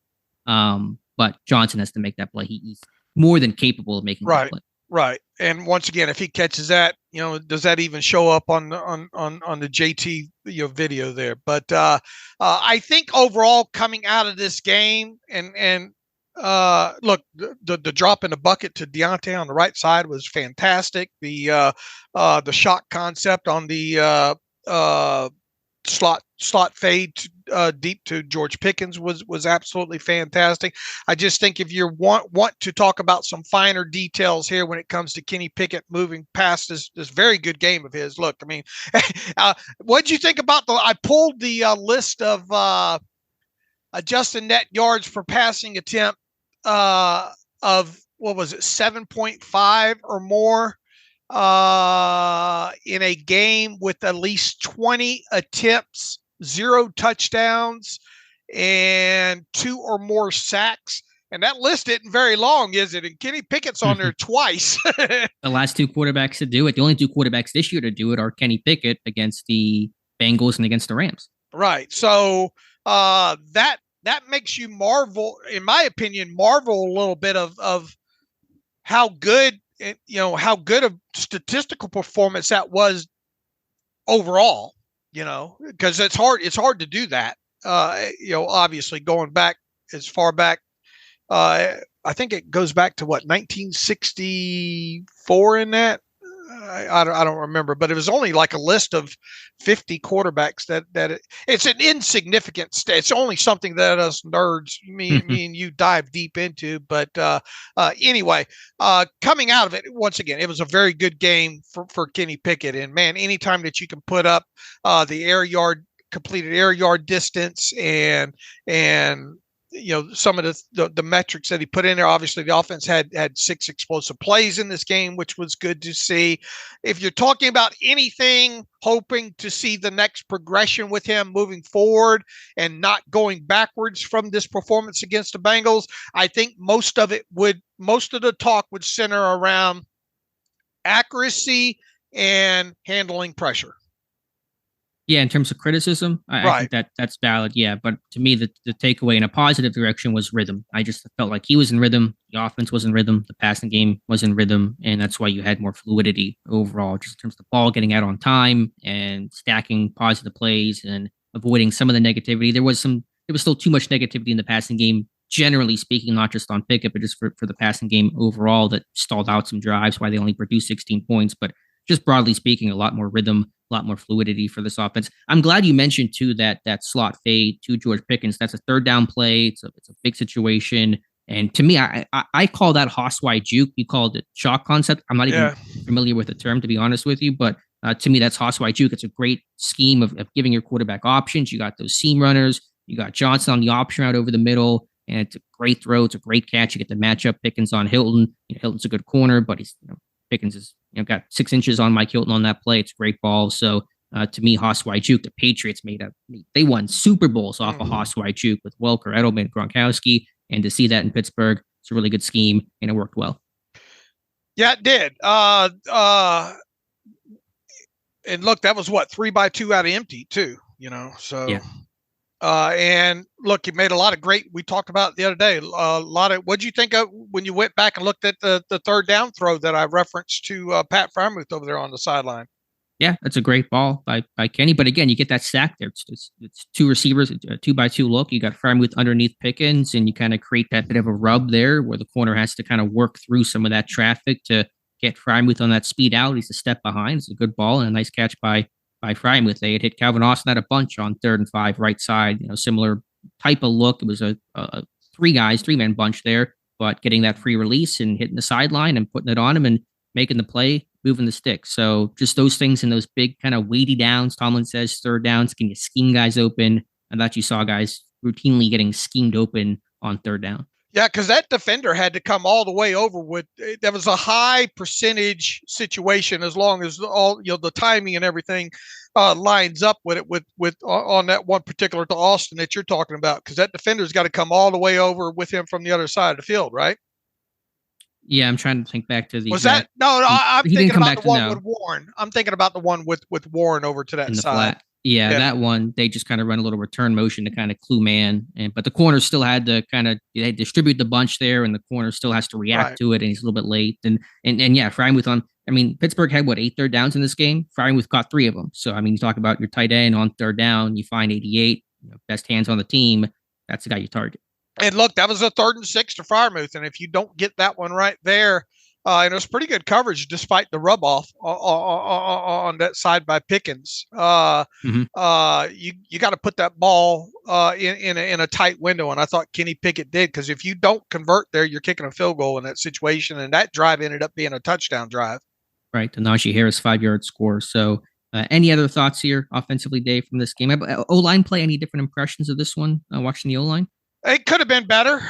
across the board, run game and pass game. You get deeper down into the tape. The run game obviously was better. I thought the tackles could have played better in this one from a pass protection standpoint. I thought the backs could have done better in pass protection in this one overall. They need to work on some protection things and some keys and identifying some things a little bit better, I think, this week. Yeah, I'm with you. There was at least one or two misassignments from the backs not picking up guys, and that's been more of an issue lately. I did think kind of in the second half they adjusted and handled some of those sim pressure looks much better than they did in the first half because, again, you knew third and long, they're going to run some kind of cover zero type looks. They're going to mug and put every guy besides a couple of DBs up there at the line of scrimmage, and that's stressful as a protection, as a quarterback, as, you know, who's rushing, who's dropping, where's your hot read at, all that kind of stuff. So I just thought second half they handled that. Pittsburgh did much better. I think overall, going back to my Catholic school days, early grade school days, if you're giving out the gold or the silver or the bronze star on the paper, I think you get a gold star as far as game planning and scheme and all that kind of stuff within this game. As far as execution and all goes, I think you give it a silver star. Yeah, that makes sense. Execution was not, that was the reason why they didn't score more than 16 points. To me, it was not a schematic game plan type thing. But yeah, overall, I'm happy with the foundation. Again, it's so basic, but it just looked like an NFL offense. Just the way it should be run, how you layer stuff, constraint plays, and just the fluidity that you're looking for. Look, if you continue to convert 8 of 17 third downs, which technically 8 of 16 with the kneel down at the end, you're converting these third and short situations that we talk about. You're putting 6 explosive plays up in a game. You're only turning the football over once in a game. Those, you would think moving forward, if you have these kind of repeat performances, you would hope that it's going to produce more than 16 points. Yeah, eventually you're going to execute and you're going to start putting points on the board. Although we have been saying that for a little while, even before Canada was fired. There were, Titans game, the Jags game, execution. I thought was the biggest reason why Pittsburgh did not produce more. So at some point, it's like, okay, we're so close, we're right there. Right. Just gotta get the job done. Yeah, I'm less concerned about the 400 yards more than I am at this point. Because you never know what short fields you're going to work off of and those kind of things. I mean, obviously you would expect more than 300 yards, but put the ball in the end zone now. For sure. All right, defensively, Dave, your thoughts, your impressions of the All-22. Keanu Benton, man, just continues to make big plays at the line. He jumped out obviously quite a few times. The run defense as a whole. Now I thought the Bengals, they've got some issues over there with their run game, and the fact that this is another thing I think Todd Haley talked about on the radio. They only gave, now look, they weren't having much success in the run game, but to only give Joe Mixon 8 carries in this game, I thought, as close as this game was criminal on their part. They should have tried to hammer it a little bit more and try to figure it out a little bit more in there. So shame on them for that. But I thought, on those 8 runs, the Steelers really handled them well overall. Shoot, there was the one to the right side there by Joe Mixon. It ended up drawing a holding call on TJ Watt on that specific play, and you could end the conversation right there. But I mean, assuming that he doesn't get that call, you have Alex Highsmith working all the way over from that other side, walking there. I'm careful to call it trash because it wasn't like he was having to step over bodies, but it's like walking through a minefield there, and you still have to navigate the path of bodies. But I thought, a lot of people I think are trying to get on Highsmith because he only has 4.5 sacks so far this season. But you have to remember, quarterbacks are getting the ball out a lot quicker against this defense. TJ Watt's going to probably beat him to the quarterback on a lot of these things. Where Alex Highsmith does not get enough credit, I think, to this day, is his play against the run. And I think both guys are better against the run than they're credited for. Look, there's not a better duo against the run. There's not a better duo, I don't think, edge rusher in the league right now than those two. You know? Yeah, I can't think. I mean, I'm sure Browns fans would argue Garrett and Zadarius Smith, and I don't know, there's probably some other pairing out there. 49ers have some pretty good edge guys, but I'll take TJ Watt, Alex Highsmith all day for sure. Now, were there some issues in coverage in this game where Browning missed some receivers? Yes. Does Joe Burrow hit a couple one to Iavosis? I think that he had to the left side that he probably could have hit, but he didn't. And look, you could boil this down by going through the all-22 here on a defensive side.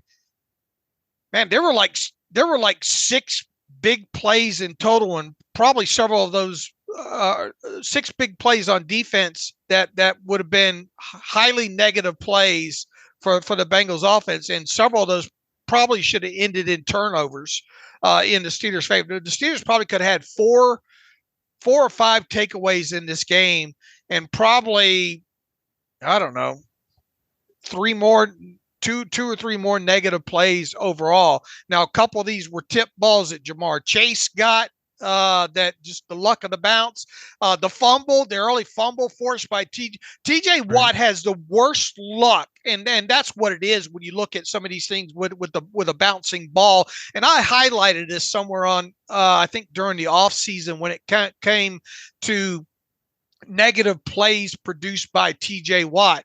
The guy's just unlucky as all get out with the way the ball bounces. Unless it's bouncing to him. He's good when someone else forces the fumble. Right. He scoops and scores all the time. But when he forces the fumble, you're saying offenses seem to recover quite often. And that was the situation in this one. Man, you knocked the ball out, and the guy that gave up the lookout sack ends up jumping on the football, in this one. So, there's a luck component to takeaways at times, a lot of times, and the Steelers were very unlucky in this game against the Bengals because once again there were probably 4 total takeaways to be had in this game, I think.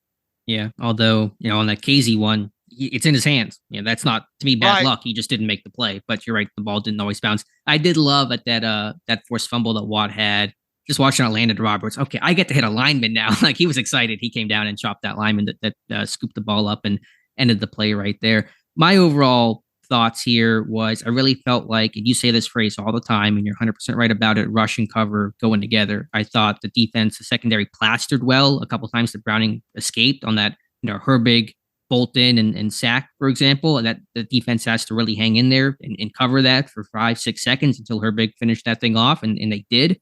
But I thought the rush played an impact too. I thought you talk about, I was going through the tape last night. I'll post this on Twitter after we wrap up the podcast. Jamar Chase, it was a coverage bust, and Chase got wide open left side where Porter thought he was underneath and clouding, and Thompson buzzed down, and Chase is wide open. But Highsmith beat the left tackle, got pressure, and forced Browning to go into the left flat. And if Browning has time, that's probably a 60-yard touchdown. So I thought at moments you saw the defense plaster in the secondary, allow the pass rush to get home and make plays, but also times where the pass rush got home that made up for the secondary. So I thought both sides helped each other out tremendously in this one. We found late last night an interview that Joey Porter Jr. just did with Richard Sherman. Only, I think, 14 minutes or so. But what was the specific quote that he said in there about the ball coming out so quick? You remember I think he just that? joked that the cornerback's job is easy because the ball's coming out so quick under that pass rush. You don't have to cover as long. When you have TJ Watt and Alex Highsmith making life tough on quarterbacks. Yeah, I mean, I joke or not, I think that's a key statement. Sure. What the talent that they have on defense with the rush does help in the fact that those corners aren't having to cover in regular in structure plays. Yeah. What'd you think of Porter? He was, on Chase, I think first snap of the game, first third down of the game, pressing him, trying to jam him. He got knocked off balance a little bit, and I think he'll have to kind of work on that some, that he can't just press his way to winning every single rep, but he embraces the challenge. He wants to get physical. He wants to put hands on guys, and he certainly can disrupt routes. Look, he's going to have some growing pains along the way here. The good thing right now is he's on the field every snap now. He's traveling with the top receivers. He's not taking a lot of lumps overall. Man, what are you going to do on that throw down the side of Jamar Chase? I mean, yeah, it's just a great ball, great catch. I mean, sometimes the guy's going to win, and the thing is that, he put it behind him, so he is getting experience. Not only just on one side, he's traveling. They played a lot of zone in this one, right? I mean, it was really heavily slanted, I think, to zone in this game. Let me see if I can pull up the numbers on this while we talk here. But the fact is he's getting playing time. He's going against very good receivers, and he's not taking a lot of lumps along the way. Yeah, I thought Pittsburgh was able to rotate coverage as well, and I was a little concerned about that with some of the newer pieces in the secondary. But you saw some too high to cover 3, and on the interception that Thompson had, they looked like maybe cover 3 pre-snap. They went to inverted cover 2. Browning said after the game, and Thompson rolled out there to the flat and jumped in front of Chase to pick that one off. So I thought Browning struggled with, even on the Casey near interception, that was a rotation there, post-snap rotation that Browning didn't react to well, and I just thought they kind of made life tough on a young first start quarterback and kind of gave him some different looks and different pictures post snap. 75% zone coverage in this one. 24 snaps, 6 snaps of man coverage. Yeah. Play zone, get eyes on the football. And, I think, again, just with some secondary issues on Pittsburgh's side, just get eyes on the football and drive on it. And they did. 4-man rush, 28 plays. They blitzed just 4 times in this game. Yeah, it was pretty selective. They had a couple of nickel blitzes. Of course, Sullivan almost had that one. And should have had that one. But yeah, again, you just kind of drop 7, rush your 4 guys, and don't overthink it. One other just quick note defensively. I'm going to probably do a video on this. It seems so basic, but with a defense that's lost so many people, the communication I thought was really strong. These guys are very vocal and overly communicating, which is good. It's required when you have kind of young guys and different people in different roles. So I just thought the communication. You could just tell it's very active. Got to focus more on Trenton Thompson in the All-22. Man, they might have something there. The things that stick out with me with him is football IQ, the angles that he takes, and really probably the most important thing is, man, he does a good job of coming up and breaking down and securing tackles. Yeah, he had that one on Mixon in the alley. I think early in that game, he filled it and made the tackle in the open field. So I've been really happy with his play since he got signed mid-camp. And I think he's going to continue to have a role in this defense, even when Minkah Fitzpatrick comes back, which we presume will be on Sunday. And I think the football IQ, too, just watching the quarterback's eyes in that zone and buzzing the flat and just reading that all the way, knowing his role in the defense on that particular play, and getting there and securing the football. That was a very, very, very important play in that game. Yeah, it was huge. It was because they were driving, and that is now, and you mentioned this last week, and I just pulled up the research late last night, the 7th red zone turnover Pittsburgh's defense has created this year. That is the most in the NFL. No other team has more than 5. And I forget the exact stat, but I think it's, you to find teams to go through an entire season with 7 or more red zone takeaways, it does not happen very often. So for Pittsburgh to do that with many games left to play, they may hold a pretty special number by year's end. I don't know. If I'm Mike Tomlin, I might be at this point more to the side of preaching more for, can you start getting us some turnovers on the other side of the field? You're going full Jacksonville game on me here, aren't you? Look, I mean, that's an incredible stat, and that's what's enabled them to stay in a lot of these games and win a lot of these games here. How about let's just not get to the point where we're having to rely on the turnovers in your own end of the field, and they're due for a couple on the other side of the 50, I think.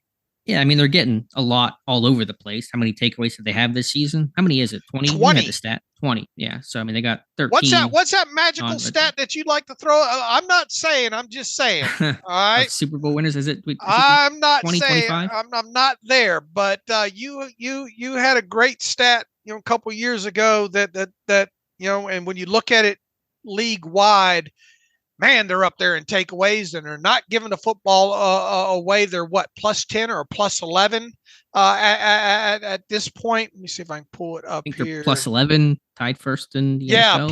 plus 11, tied with San Francisco for net differential in takeaways. And when you look at total takeaways overall, it's Buffalo at 22. That's the reason they've been hanging around for a long obviously, San Francisco is good on both sides of the ball. They have 21.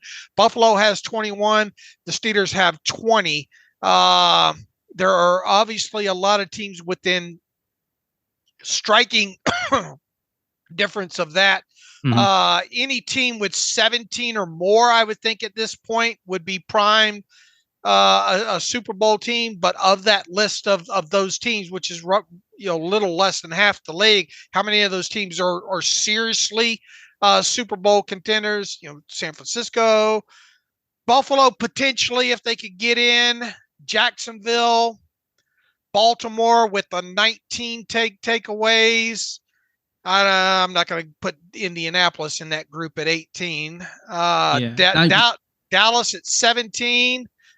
And obviously Pittsburgh's there with 20. Yeah. Now the extra game kind of maybe throws a wrench into that stat I had, because that was, I think, in the 16-game schedule. The number is probably closer to 25 turnovers as takeaways, what you're looking for. But Pittsburgh will be at or past that mark by year's end. Look, if they can, I was thinking about this, after the game and going through the all-22, man. If this offense can take another step and a half or step and 3/4, I think it might be needed here in these final games. This team could do more than win a playoff game. Ooh, I like it. I like the take. I mean, I'm just trying to get to the playoffs first, and if the season ended today, they'd go against Baltimore. They better be in the playoffs. If they're not in the playoffs right now at this point, coming off of this win particularly, and seeing what you have seen, even though it was a step forward for this offense. There's no two ways around it. You want to see more than 16 points, but it was a step in the right direction. And you look at, like you said, the schedule. You got the Cardinals, you got the Patriots, you got the Colts, who might not have Jonathan Taylor for that game. You got the Bengals again. Who knows what Seattle's going to be? Will the Baltimore game even mean anything to Baltimore when we get to that point? And even if it does mean something, the Steelers know how to play Lamar Jackson. It will be a huge disappointment from where we're sitting right now if this team is not in the playoffs. Sure. And then the question becomes, can they get the monkey off their back and win a playoff game? If the playoffs began today, Pittsburgh would face Baltimore in Baltimore, correct? I believe that's how that would lay out. I thought it was the Dolphins, wasn't it? The Dolphins now? I thought maybe that was last week, Baltimore. Because I think Baltimore is the number 1 seed right now. Or did they become the top seed, I guess? Yeah, Baltimore is the number 1 seed. It would be the Steelers going to Miami. How do you think they match up against Miami with your kind of thought of this team could even do more to win a playoff game? Obviously, they have to win one, which would require, in this scenario, beating Miami in Miami. It would be a tough game. I'm going to turn the tables on you here and not answer your question by giving you a tougher question. Who would you rather play, Miami or Kansas City on the road right now? That's tough. I will give my answer after that. All right. That is a true setup of a question to turn the tables on me and then say it after. I will go Miami just because I know that Kansas City is lacking some of those weapons, but man, just in Arrowhead against Andy Reid, it's never gone well for Pittsburgh, and I just don't think it's going to happen again. Miami has, I think, a ton of talent, and obviously they're going to be a big threat. Hill, Waddle, etc. But they make some mistakes too. The Dolphins do. And I think Pittsburgh just might have a chance. I'm going to go the other way right now, at least where things now look. We all know what Patrick Mahomes and Kelsey and Andy Reid and but their offense is still, they have not played their best game, and Miami does a lot of creative stuff, I think, that could cause the Steelers problems, and especially with some of that speed of theirs. Only hold me to this if I'm right down later on in the season. If not, forget. We'll scrub this from the podcast. But as we sit right now, I'd rather see the Steelers play Kansas City in Kansas City, other than Miami in Miami. All right, fair enough. I respect it. I think that's a hot take, and not something you thought you would say at the start of the season. No, that's for sure. But yeah, I mean, Kansas City certainly, they're almost in this Buffalo with a great quarterback. They have, one defined weapon, Diggs in Buffalo, Kelsey in Kansas City. Are there other pieces that can pick up the slack? Since trading Hill, they have not really found that guy, Sky Moore and Rice and these other guys trying to fill that void. But I don't know. I just think you've seen the way that Kansas City has run circles around Pittsburgh before, just schematically even. And I just think in the playoffs, Andy Reid goes into his bag of tricks and you're along for the ride. Right. Look, and once again, 2 games from now, Kansas City figure it out. You're thinking, oh, well, that was a wrong hot take. Yeah. But let's get to that point and let's talk about that when the time comes. And I will, regardless, Kansas City or Miami, put Pittsburgh in the playoffs, and I'll take it, and we'll go from there.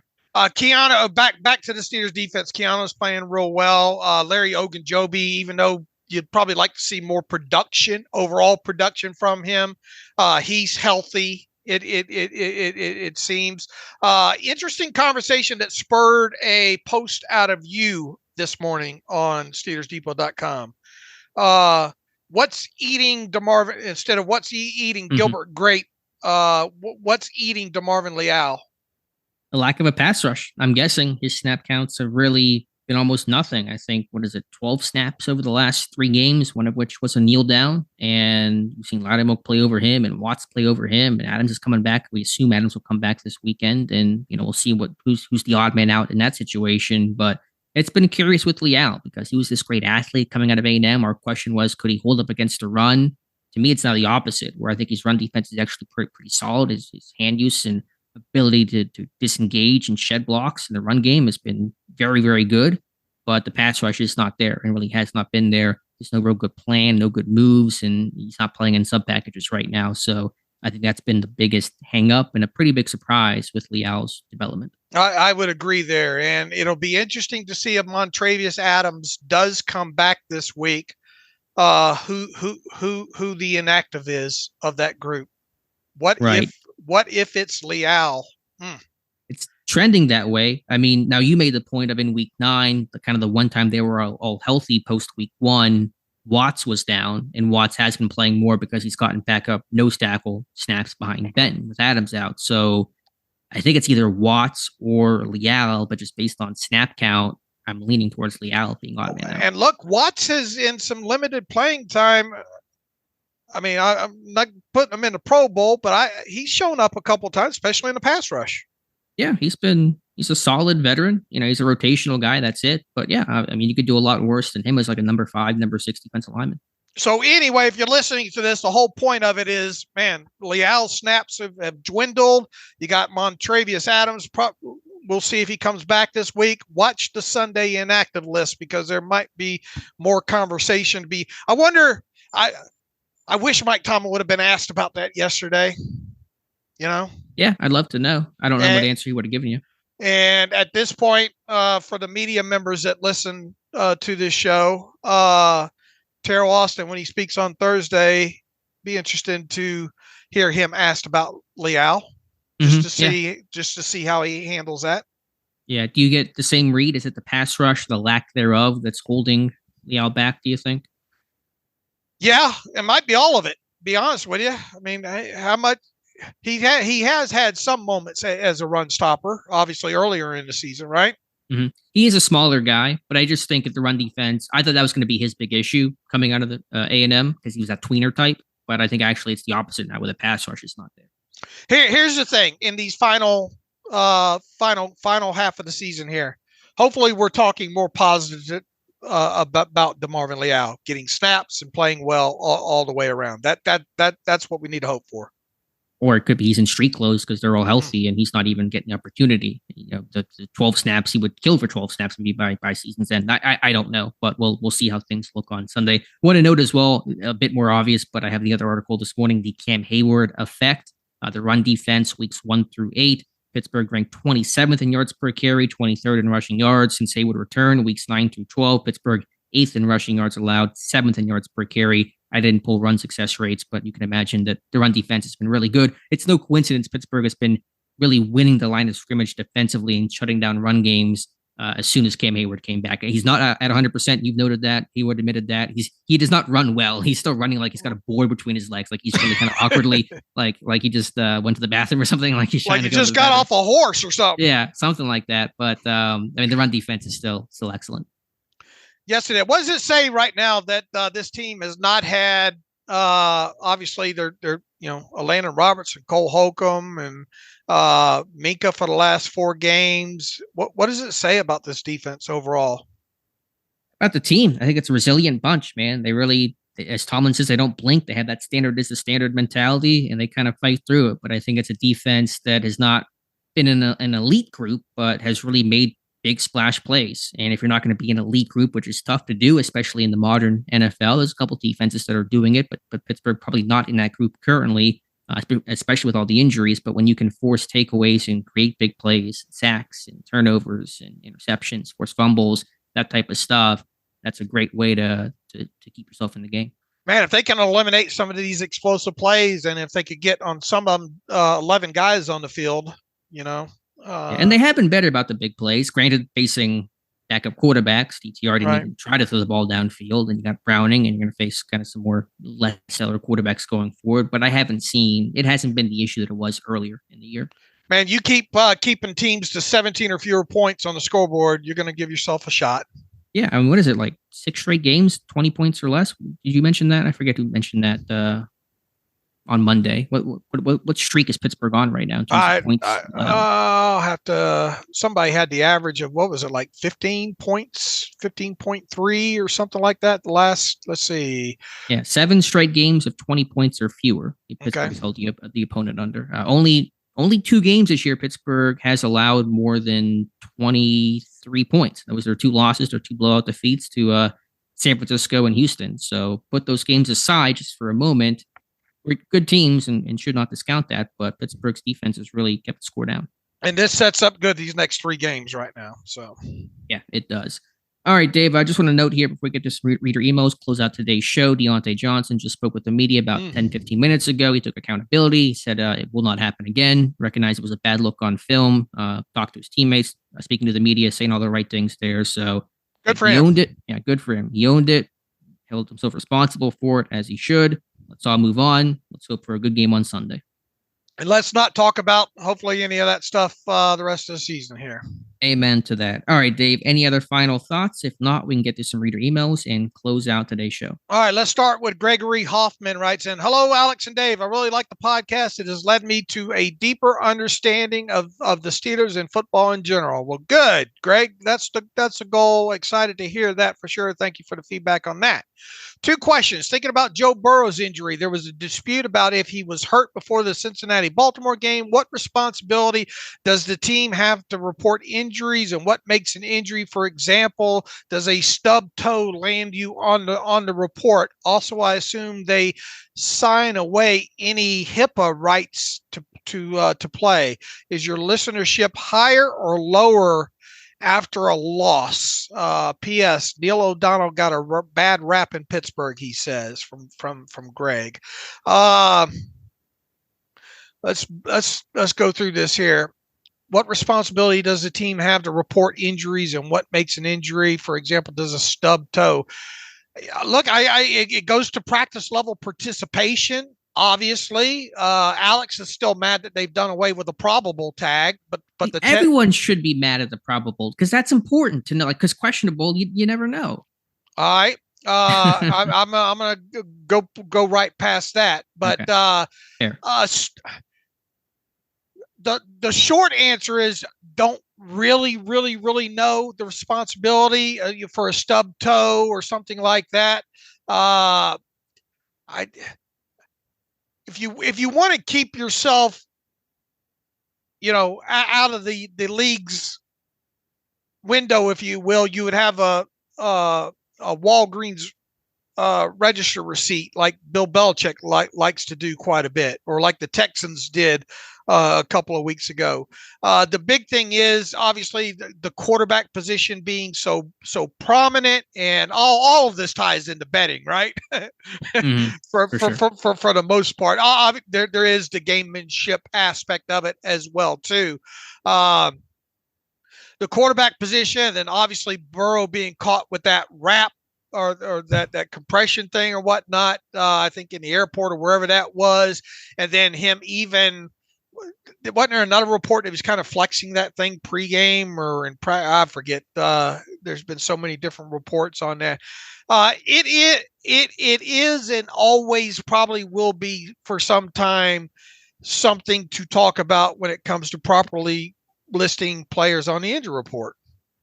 Yeah, you said it well, Dave. I think practice participation is the biggest driver of the injury report. If you're not practicing at normal 100% capacity, that has to be listed for whatever, limited usually is what that turns to. And those practice and teams have to film practices, and the league has access to that stuff. So, if a guy misses one rep in his turn in line, is that deemed, limited participation? Well, that's a whole gray area, rabbit holes that you could probably spend 8 hours down. The only thing I'm not sure is like the guy that practices in full, but then gets listed with the injury in the practice in full. I'm not entirely sure what bar has to be met to kind of have that pop up. Is that if you're getting treatment, does that mean you have to be put on the report even if you're fully participating? I'm not 100% sure kind of where that line is for the NFL in that regard. Greg, once again, short, and as far as the hip, do they have to sign away any HIPAA rights? I mean, I don't know the legalese behind all that. I mean, there's still protection. I mean, there's the injury report, but there's not this carte blanche to have your medical history released by the team. What do you think about Neil O'Donnell got a bad rap in Pittsburgh? Heck of a chaser on that email that just out of the left field. You probably can answer that better than I can. I remember the Super Bowl. I would tend to lean with Greg here. I think he did get a little bit of a bad rap. I mean, he'll forever be remembered for those Super Bowl interceptions, right? Yeah, which is a hard thing to forget, in fairness. So It may be true, but you throw 2 picks in the Super Bowl, that's kind of your legacy. Deshaun Campbell, what's up, guys? Can you possibly see Darius Rush and Thompson have significant roles next year on this defense, possibly as starters?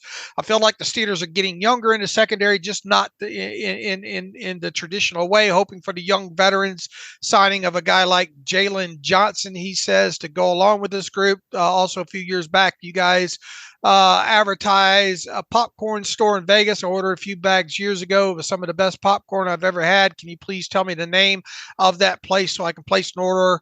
Again, thanks. No, I will not advertise for that popcorn site in Vegas again. They ended up stiffing us on some advertising stuff there. The guy ended up being not that good of a guy to deal with overall. I will leave it at that. I will, however, tell you that I have found a new popcorn place here in Las Vegas that fantastic. It's called the Popcorn Girl.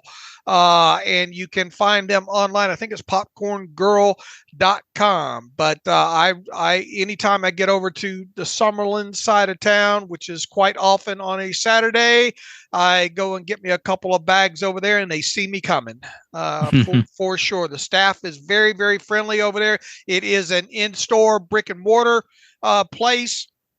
So popcorn's absolutely fantastic once again. So if you're looking to order some popcorn online for Christmas and you want to support my neck of the woods, the Popcorn Girl. So I will just leave it at that. Very good popcorn. And I love me some good popcorn.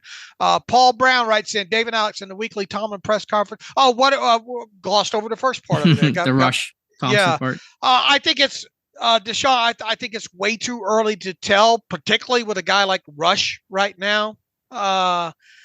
Overall, I think Thompson has represented himself really well. I think there is something there to sit here at this point right now and talk about him potentially being a starter next year. I think it's I think it's too early for that, but there is something definitely with him. As far as Rush goes, the fact that Rush is getting on the field, having not gotten on the field, when he arrived with Pittsburgh, the first snaps that he got in Tennessee against Tennessee, that was a bit eye-opening there. I will just say this there. They've got two prospects to look at when it comes to next year's roster, and even if it isn't as a starter, it's as depth.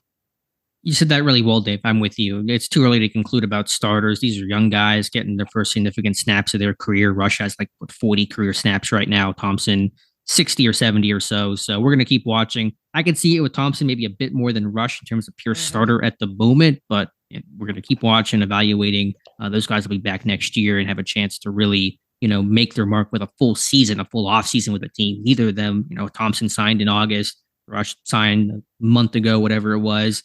To go through a full cycle with the team will be really valuable.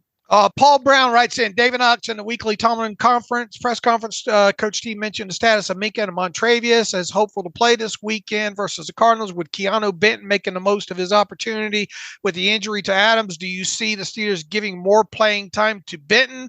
He says the Steelers website shows Benton as the second string behind Adams, but has he earned a starting spot with his play? If not, what do you believe the Steelers' reasoning for keeping Adams in over Benton?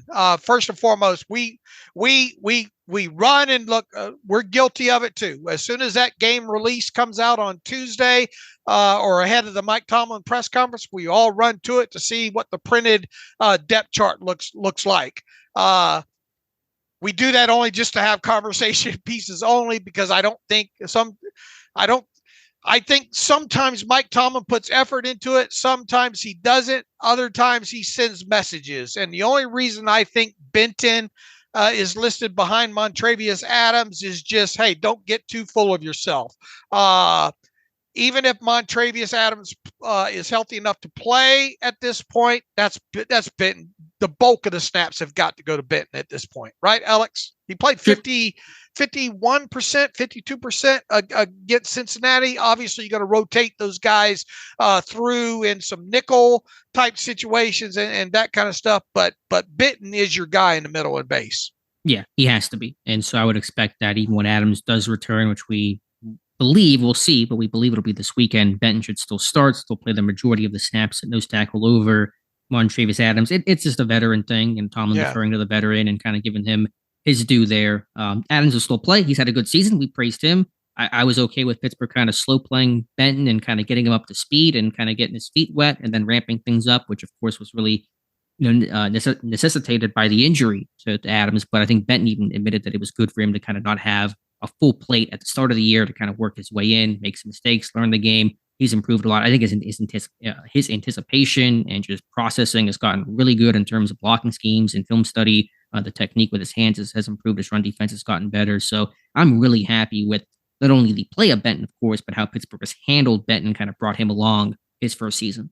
One of the knocks that I had on Benton coming out of the Senior Bowl last year, and then looking at his tape and all, was the balance aspect of his game. Man, he has got that squared away for the most part now. Last time you saw that guy on the ground, I can't remember. Last time he was on. And he's staying square. Boy, that arm over and that he has, not only as a pass rusher, but in the run game. He's understanding what he's doing now more. And that obviously comes with more snaps in that defense, that club that he uses. And maybe somebody asked me this on Twitter yesterday, Alex, and maybe it's recency bias on my part. And in no way is this disrespect to Javon Hargrave, but at this point, and I think it took a little bit longer for Hargrave to kind of get the snaps that Benton has. Benton feels like he's further along than Hargrave was during his rookie season at this point. But once again, that might be distant memory, recency bias. How do you come in on that? I see a lot to it in Benton, to be honest. I think the body types Benton is a little bit thicker because he's more nose tackle, and Tuitt was more end, but just kind of the way that they move and their hips, to me, is like to a T. I mean, I think as you mentioned, that kind of club over move that Benton has is maybe the most textbook kind of technical move you ever see. I think TJ Watt made a comment about that. What show was he on? McAfee? He was on somebody's show and kind of, mimic that move. And like, that's the way that you draw it up. And usually most guys can't actually do it that way. I got a gif of Carl Dunbar at a coaching clinic in Minnesota showing off that kind of maneuver, that kind of club and swim. And Benton does it the exact same way. So it's really impressive. But, Hargrave was a small school kid. He was South Carolina State and Benton, Wisconsin. So that might have been a part of that transitional process. But either way, Benton's going to be a heck of a player. Sure is. Let's get a couple more. Adam Gesk writes in, hey guys, good win. Can you explain a couple of things? What's the rule about practice squad elevation? Sounds like you get a couple of times a year. Can you add a practice squad player as a 54th man on the roster? That's question number one. The second one is about Trenton Thompson and his contract status. I feel like safety is our third biggest need behind tackle and cornerback, but having a cheap backup and potential starter, if things keep going like they have, like Thompson, would be a great find. Let's start with the second one first. Thompson's contract, I believe, ends after this season, but however, he's an exclusive rights free agent. So all you have to do is give him a minimum exclusive rights tender after the season. He has to sign it, and he's back. And I think, trying to think how many credited years does he have? Real quick. He was a rookie last year, only appeared in one game. Okay. You so this for that, right? This will be his only credited season, I think. So if you want to look, if you want to get real bullish on this, exclusive rights free agent after this season, easily retained. Exclusive rights free agent after the 2024 season. It's back to back. I didn't realize it was back to back. Which is easily retainable. And you're saying, let me look real quick on him. If he has, because you have to have 3 credited seasons to even be a restricted free agent. Right. He has, I'm pulling it up right now. You're right. He only had 1 game, assuming they have this listed right. He wasn't on at least the active roster. Yeah, I don't know if he was inactive. Let me look at the game. Let me look at the game logs real quick from last season. It's got him as did not play, but it did not list him as inactive. It's all going to come back to that 2022 season, whether or not he was on that, whether or not he got a credit. But let's just assume that he did not get a credited season in 2022, which on the surface it does not look like he did. Then he'd be an exclusive rights free agent after this season, an exclusive rights free agent after the 2024 season, and an exclusive rights free agent. No, he'd be restricted, I think, after the 2025 season, which obviously could be, if you want him, easily retained with a restricted tender. So he's yours if you want him for the next presumable future. We've seen the Steelers go down this road with fines before, right? Yes, Blaine, I think, was one of them. Right. The squatter that came up. So whenever Thompson signed his contract to officially join the 53-man roster, it became just a 1-year deal for the minimum. Right. Okay. To my knowledge, that's his contract right now. And then for the elevations, you can elevate a player 3 times in a season. And then after that the third time he goes back to the practice squad, right? But if you want to elevate him again, you have to either sign him to the 53 right, or he has to go through waivers or whatever the process is. Right. After the third time, you have to move him up, I believe. If you want it, he has to be part of the active roster. He can't be part of an elevation there. And on top, his question, I think, is more along the lines: can you add a practice squad player as a 54 player? Here's the rule on that for your game day active inactive roster. It can be 55 in total. So you can have 2 elevations if you want. On let's say games on Sunday, you would make these on Saturday afternoon. So you could technically carry into game day a 55-man roster, and then to dress 48 players in a game, you have to have 8 offensive linemen part of the active list. So you would have 7 inactive players overall. And obviously in the Steelers situation, one of those is going to be Mason Rudolph as the listed as the emergency quarterback there. So in any given week, if you needed to, and you had a 53-man roster going into the weekend, you could elevate 2 guys from your practice squad to be 54 and 55, then make your decisions on game day of who your 7 inactive players would be. And then following the game, those 2 players that you elevated would revert back to the practice squad. Right, which is happening to Tariq Carpenter, the linebacker, for example, the last couple of weeks. And yeah, so just to be clear, you can never have more than 48 active for an actual game to dress and play in the game. Right. And the reason why there are even inactives to begin with, as Kevin Colbert once said many years ago, was for a competitive balance health aspect. So if you didn't have inactives and just, player 53, somebody had 5 players that were hurt and somebody had 1 player that was hurt on another team, that's a competitive imbalance between health. So that's why there were inactives there, to try to make it a fairer playing field, so teams that aren't ravaged by injuries aren't kind of hurting and having just less players at their disposal. All right, one more from Chris Furland. Hey guys, just wondering what you realistically think Canada could have said or been doing that had Kenny playing so scared and reserved. I keep telling myself there's no way Canada was completely responsible for Kenny's poor play, but quarterbacks need confidence to play well, and he just looked completely different against the Bengals. How would you best answer that question, knowing only what we know and not acting like we know more than we know? So the question being, what do you think was going on that made Pickett play so scared? Is that what you realistically think Matt Canada could have said or been doing that had Kenny playing so scared and reserved is the root of the question. I mean, my thought, and I still think it's true, is Pittsburgh's model is run the ball, play good defense, let's keep the score down, and we can't afford turnovers offensively. When we turn the ball over offensively, most times we lose. Did not lose against the Bengals, but at least they were just, I think, even in the turnover differential there. So Pittsburgh's model since the bye last year has been to take great care of the football and, really keep the score down, let defense, win games. So I think that's kind of been the mantra Pittsburgh has either explicitly or implicitly, said at times to this offense and to Kenny Pickett of ball security is the number one thing we have to focus on, even more so than it is for the 31 other offenses. So I think that's just kind of the mentality Pittsburgh has been proceeding with since the bye last year. And look, other than the couple of throws to Freiermuth down the middle, I mean, the big differences were schematically and personnel. Yeah, there was. I mean, I just felt like there was more rhythm for the offense, and that's why Pickett kind of felt like he was playing with more aggression. The final thing to this email, P.S. If Alex doesn't watch Rocky soon, me and many others may be forced to boycott Steelers Depot, as I just can't support a podcast where 50% of the hosts never saw a Rocky movie.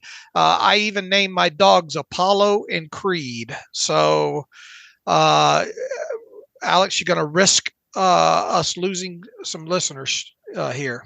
That's what brings us down of all the things. It's my lack of movie watching. I watched that clip you sent of the win, that whole thing from Rocky. Yeah, that's good enough. I can quote it enough to be passable in conversation.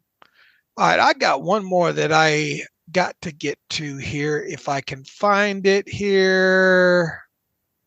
Vamp for me for a minute here. I don't know where it went. Looks like we have players talking of injury report coming out later today. Probably a longer episode here with the John Harris interview. But again, we thank him for that. Might have read a couple of articles, some excerpts from that book to kind of give you guys some more to look for and hopefully to go buy the book. All right. Just so we don't get accused of not reading critical emails here.